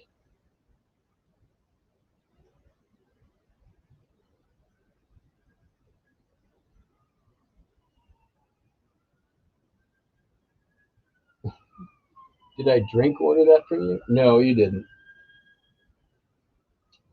So I live in Bremerton. I think you guys know that. It's a Navy town. About 3 days ago, the USS Nimitz returned back to town.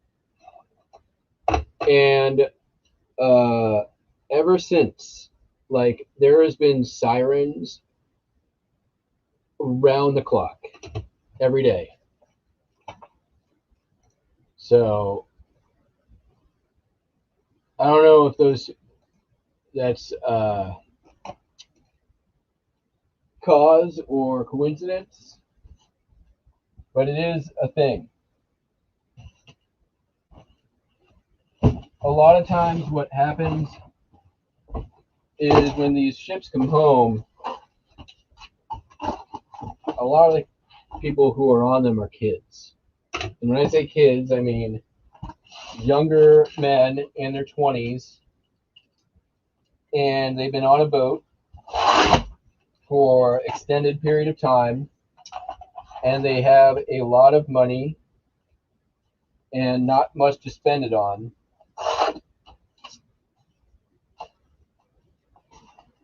Except causing trouble.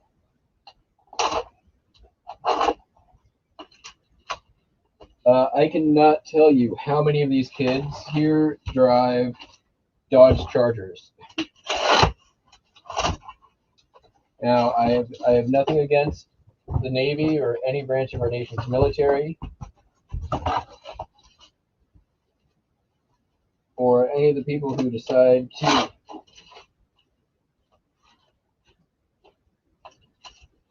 put their lives in harm's way in service of our country and our protection. However, once these kids are off duty, the lot of them are a bunch of broy dickheads.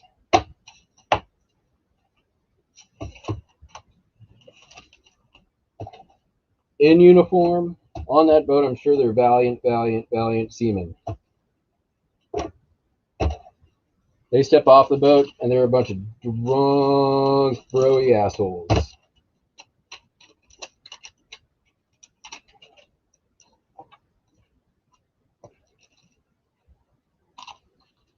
Yes, I'm only 4 hours away from you, Cameron. I've been saying this for a while.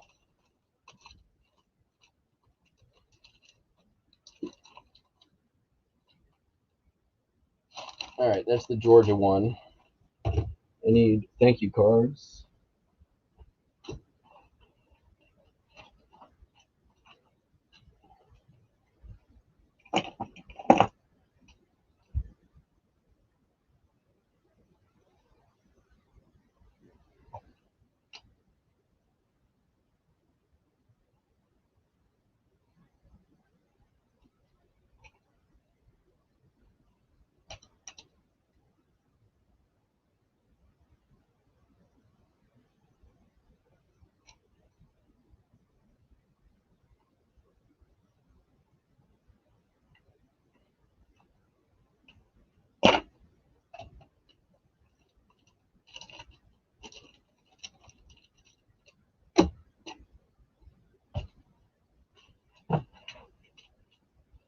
I'm a slow listener.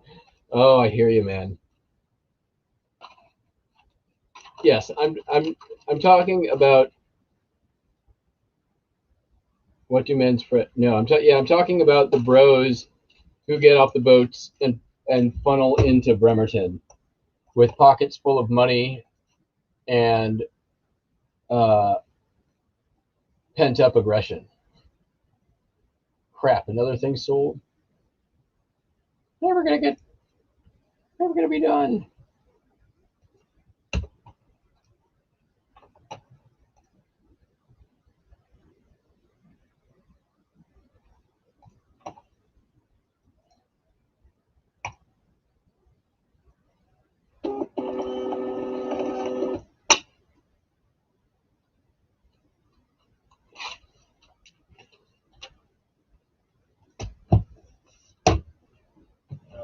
And then we got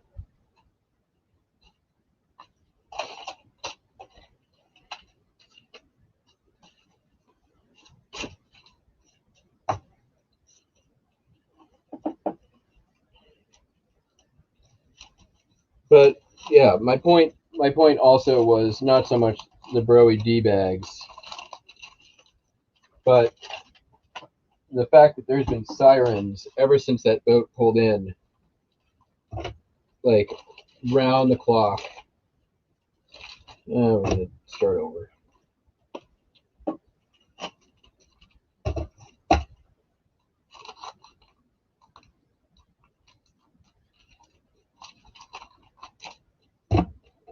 I think that's even the second set of sirens since the live stream started.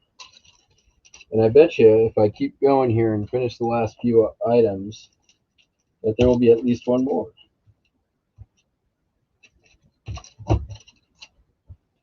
All right.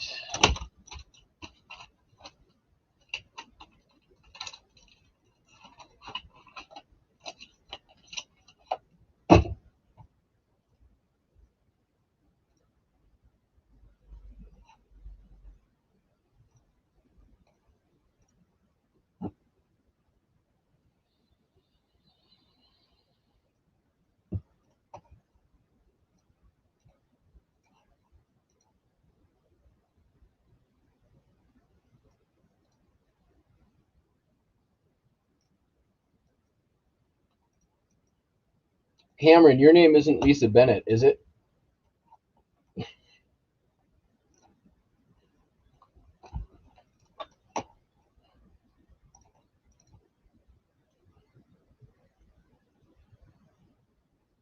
When you watch the have you guys been lurking on my channel? I do this like 3 or 4 times a week at this point, it feels like.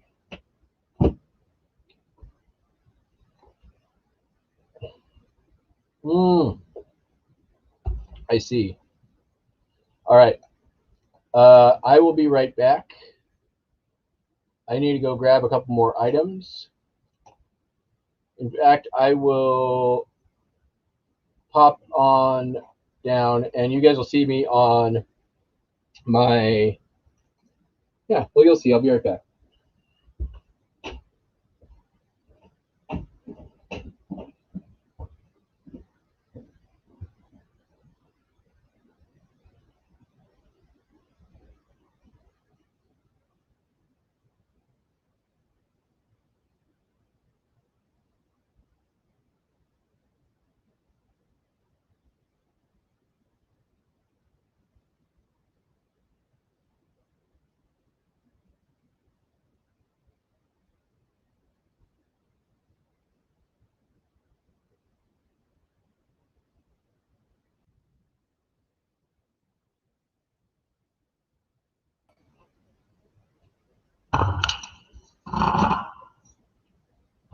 Look, I'm here now.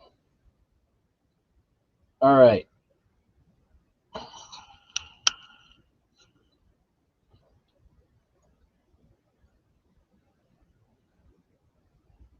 Hey, that's cool. I need to turn off my sound here. There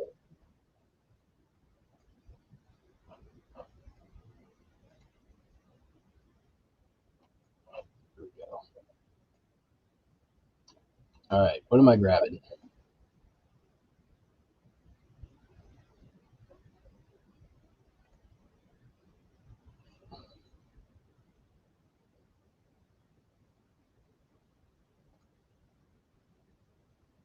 Okay, first up is this.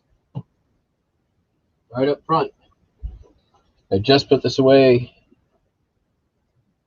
yesterday. This is a visitor's guide to the New York World's Fair. Ooh. That put out by Newsweek. This is for the New York World's Fair in 1964. I think it was 64. Yeah, 64. $14.95 free shipping. Then be right back.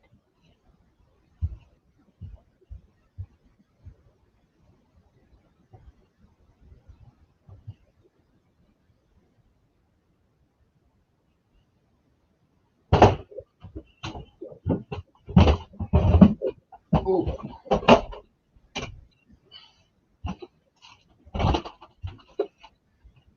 One of my few bins, soon to no longer be a bin, is why I pulled it out of its bin location. I don't know where I'm going to put this. I can go there. After all that talk about not sorting through bins, I'm going to search through a bin. Search with me. I'm looking for a Carhartt belt buckle.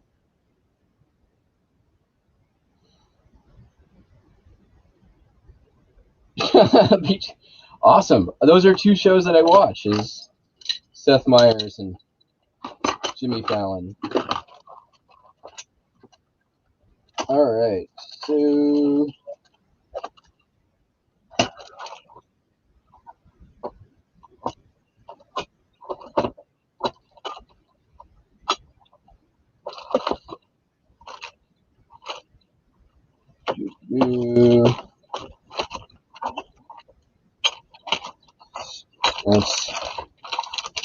that's not the right eagle on a belt buckle.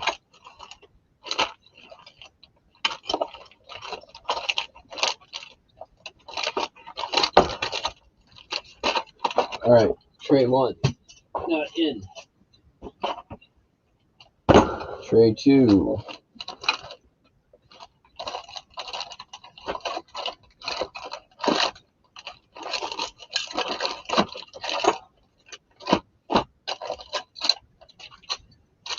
Nope. Yep, there it is. Eagle. Now we need the Carhartt.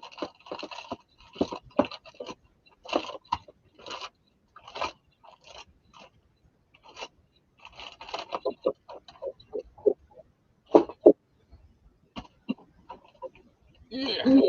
That trays it.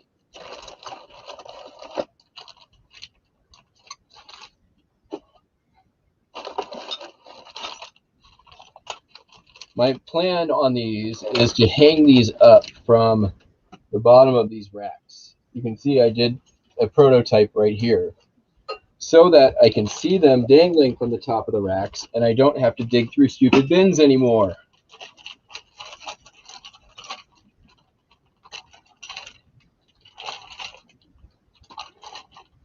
Like, how much easier would it be to just go and like rifle through a bunch like a card catalog instead of having to do what I'm doing right now, which frankly is the stupidest use of time that I can think of. I hate searching through bins.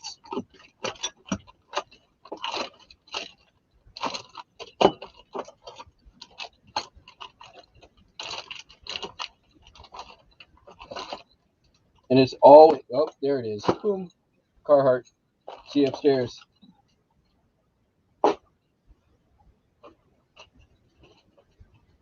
This project is soon. Soon.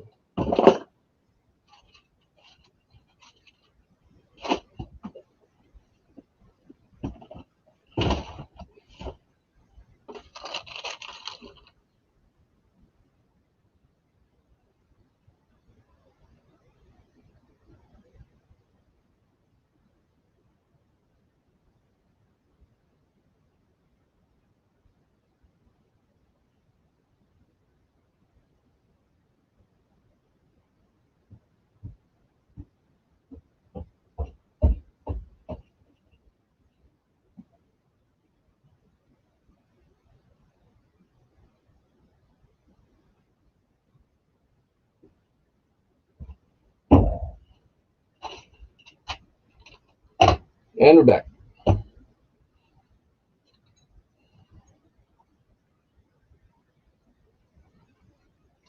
Ooh, shower curtain rings. Sarah, thank you for that. That was my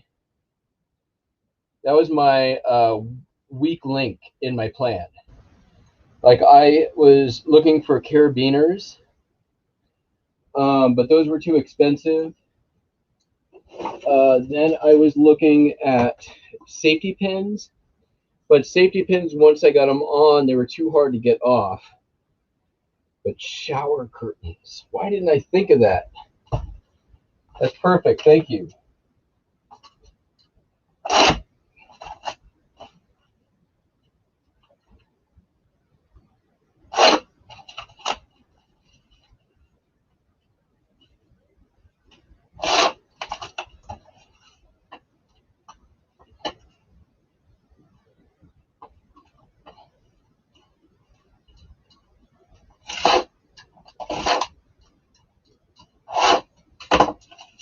And shower curtains are one of those things that's like, you can find easy and cheap. It's scalable. Yes, S-style, that's what I want.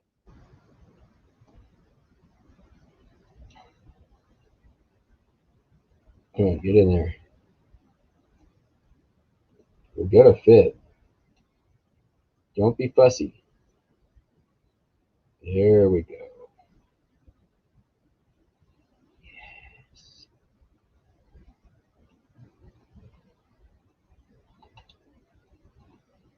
Yeah, I will. That's a great idea. I'm gonna do that.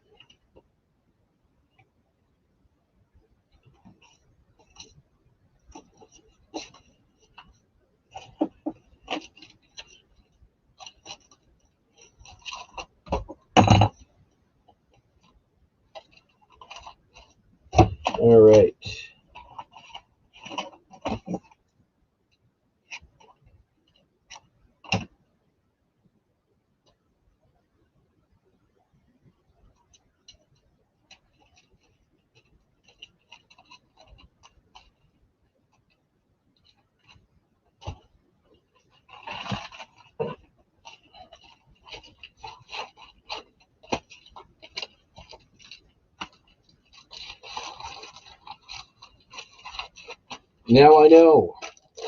That is. I need some more shelving for my garage, so I can do my my record sale this summer. And just because. And then I need S-hooks. Let me put that on my shopping list. That doesn't exist. I'll just have to remember it. Every time I look at the belt buckles, I'll know. And then one day I'll be like,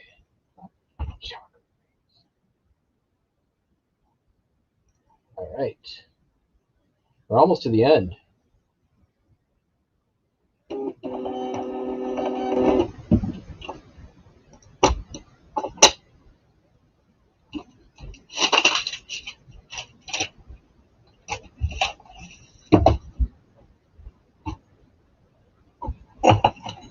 This is a cool one. This came from a Goodwill auctions, that big box. I did an unboxing on my channel back in like whenever it was, January, beginning of January, I want to say, when I got those, and I actually didn't know what the symbol was. I was familiar, but I couldn't figure it out. And then somebody commented, Carhartt. I was like, yes, that was it. And so I listed it as a Carhartt belt buckle, and it sold as a Carhartt belt buckle for $30, free shipping. That cardboard's joy. That'll work.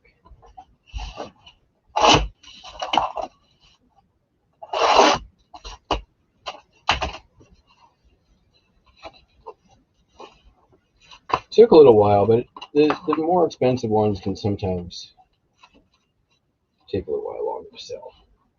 I also had some competition, and I think I was on the higher end of things.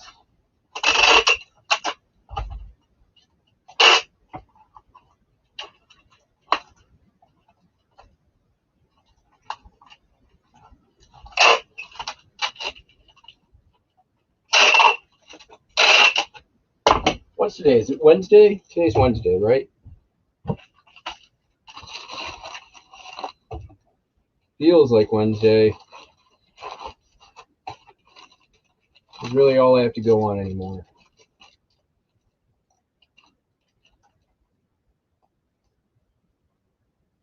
Oh. Tie hangers. Yeah.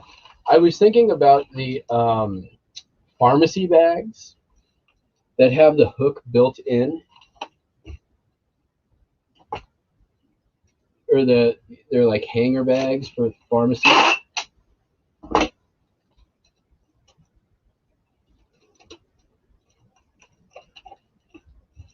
But then when I went to go buy them, they wouldn't let me.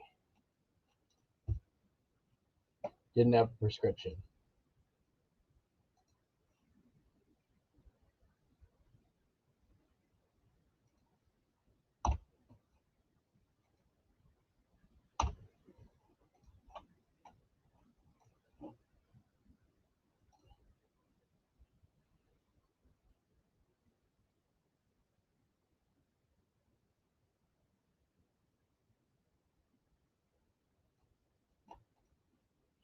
All right, we're at one final order to pack.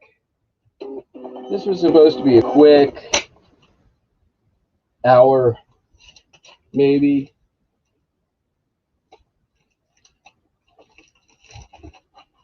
When I started, I only had 10 things to ship.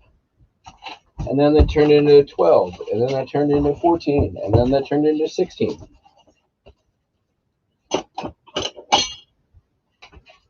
Not complaining.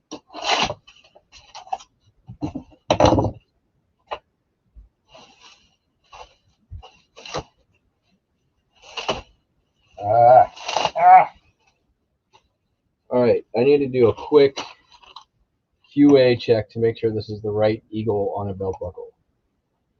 Because believe it or not, eagle on a belt buckle is a pretty normal thing that happens all the time. All right, that one's got 3 little dots, a bunch of swirlies behind it, and the rope around the edge. That's definitely one.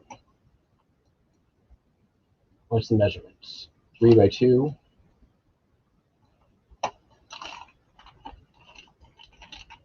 3 by 2. We're good.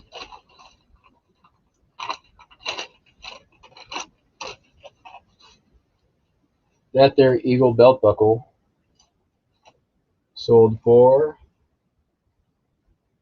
$16.95. And the buyer paid shipping, which is not a thing that usually happens with my belt buckles.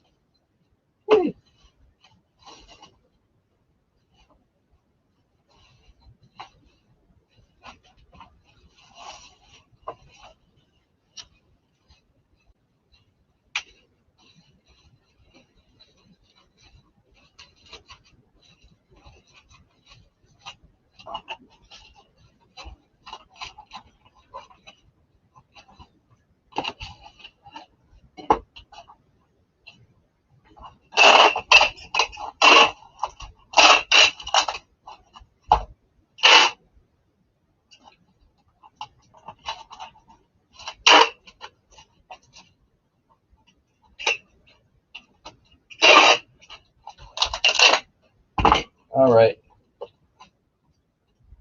Brianna, if you're still there, you and Alex, I still have those tables I need to bring over to you. I haven't forgotten about it. I only forget about it every time I go into Seattle. Like when I was in Seattle and across the street from your house less than 2 weeks ago for a dentist appointment. I said hi to Keely over the fence, but because of the Rona, I didn't stop in and say hi, hello, and knock on your door because I didn't tell you I was coming.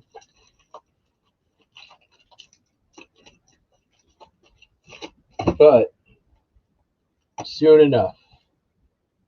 Soon enough. All right. That's 4 Ozies.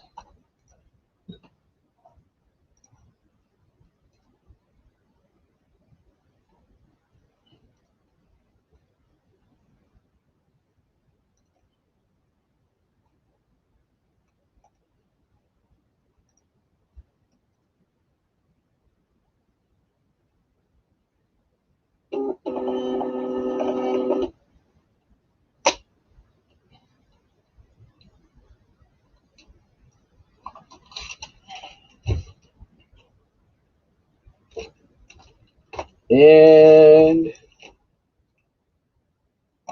how do you date your postcards? Okay. All right, Lobster. First of all, is it a photograph on the front?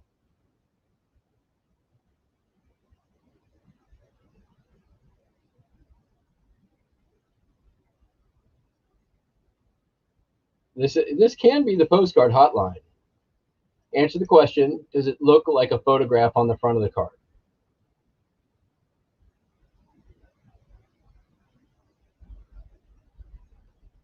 You're going to have to answer the questions if we're going to go down this road. No, it's a picture. So when you say it's a picture, what do you mean by that? Is it like, what is it a picture of?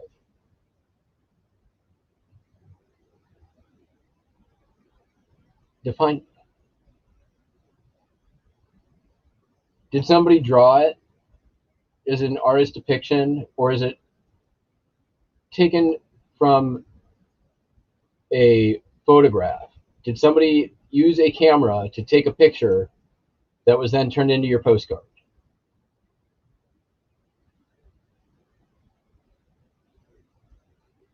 What is the subject of the scene?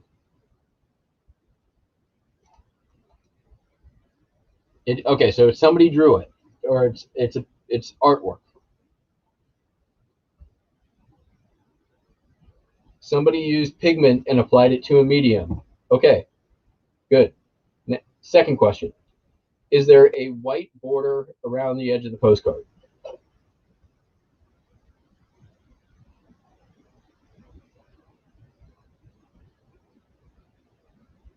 White border around the edge of the postcard. We know it's not a photo. We know somebody took pigment to paper. Yes, there's a white border. Okay, now look at the postcard at an angle. All right, is the board that it was printed on, is there cross hatching? Does it look textured?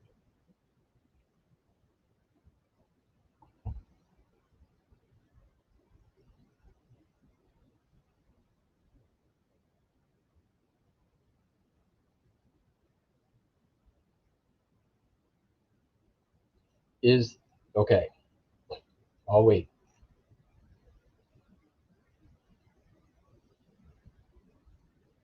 And welcome to everyone's favorite game show. Can Matt date a postcard without seeing it? Yes, there is. So what you have is a linen postcard. Okay. Linen postcards are pretty much from the 30s up until about the mid 50s. Outside of that, you don't need to date it.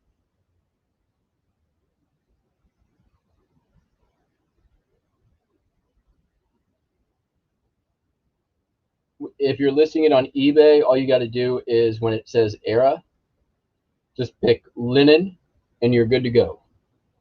It's in the item specifics. The era before that would have been white border, but it's printed just on a card, and that card is not textured. So the white border came about because they were trying to save money on ink. So the era of postcards from that, it's around the end of the teens up until around the 30s, and that's called the white border era. Before that is the divided back era, and that's basically a card where it's printed on the whole front. And on the back of the card, if you turn it over, it's got a line down the middle, one side for the address, or one side for the message, the other side for the address. And then before that was the undivided back, where it's just one back thing on the card, completely blank, and it just says postcard at the top, or carte postale, or whatever.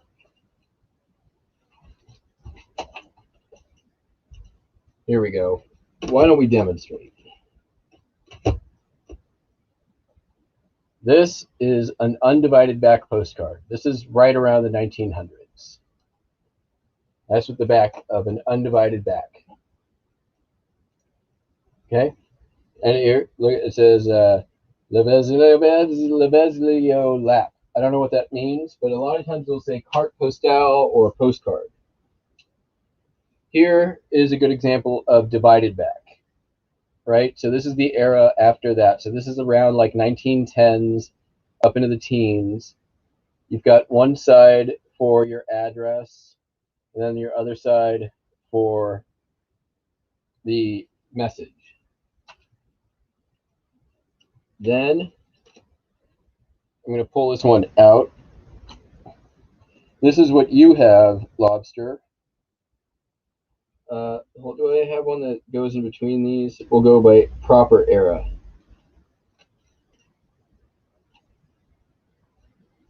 There we go. Look at this. We can go in order. This is a white border postcard. White border era, I should say. The card, the board is not, you can see it doesn't have that texturing. It's just a flat board. It's no cross hatching. It's divided back just like the before that. And then the white border that goes all the way around because they were trying to save money on ink.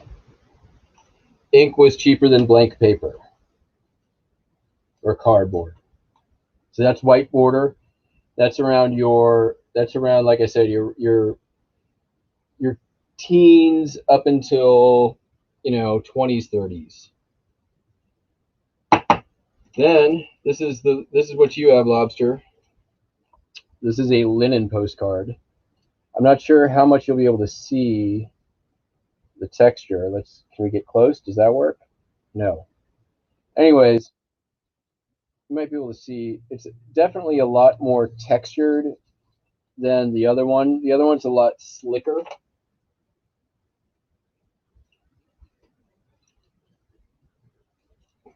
See if we can differentiate on the camera here.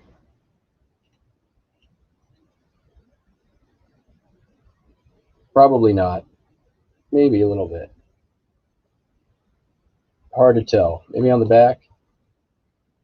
Nope. The linen tends to get browner. I can tell you that. So if it's brownish, and you can, when you have one in your hand, you can see the cross hatching. It's printed on linen. It's like actual linen. So linen is like fabric. And so this is like a linenized cardboard. So you can tell the difference between linen and cardboard. Most of the stuff they printed during that era was on linen because they were paper was in very high demand and part of the conservation efforts due to the war. But recycling, that's really when like the paper recycling programs became much more of a thing. And then finally, after the linen era came the chrome era. Chrome really comes from like chromatic, whatever. That's where chrome comes from. That's how I don't know, remembered it. Finally got it to sink in.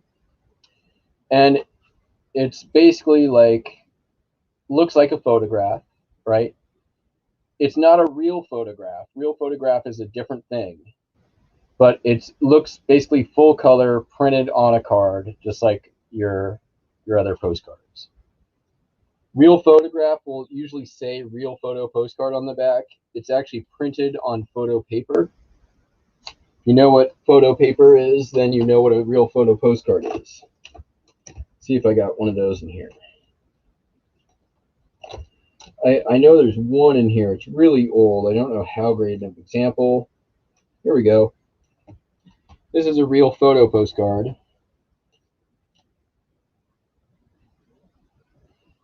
A lot of times it will say real photo on the back.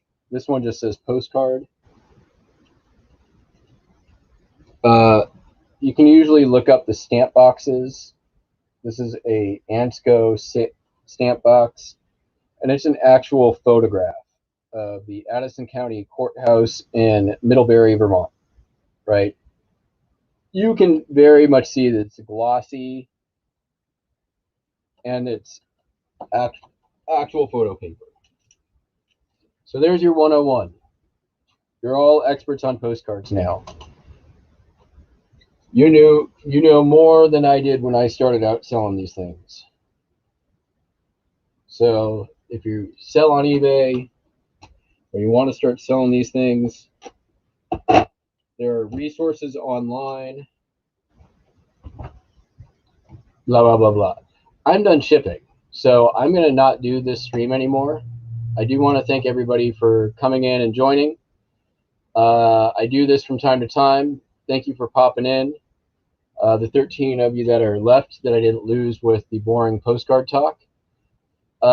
Friday on Thrifty Lobster YouTube channel, you can come watch our talk show. Hey, Lobster, did you drop that link for the show yet?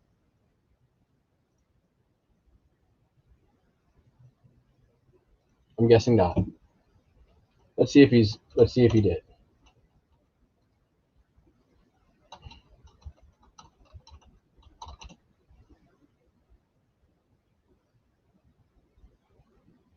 Nope. Lobster. Killing me, man. Anyways, go subscribe over to Thrifty Lobster's YouTube channel. You can see me and him and Just in Time Flipping. You were supposed to do that on Sunday, Lobster. It doesn't help us 2 days ahead of time to share the link all week. Doesn't help 2 days ahead of time.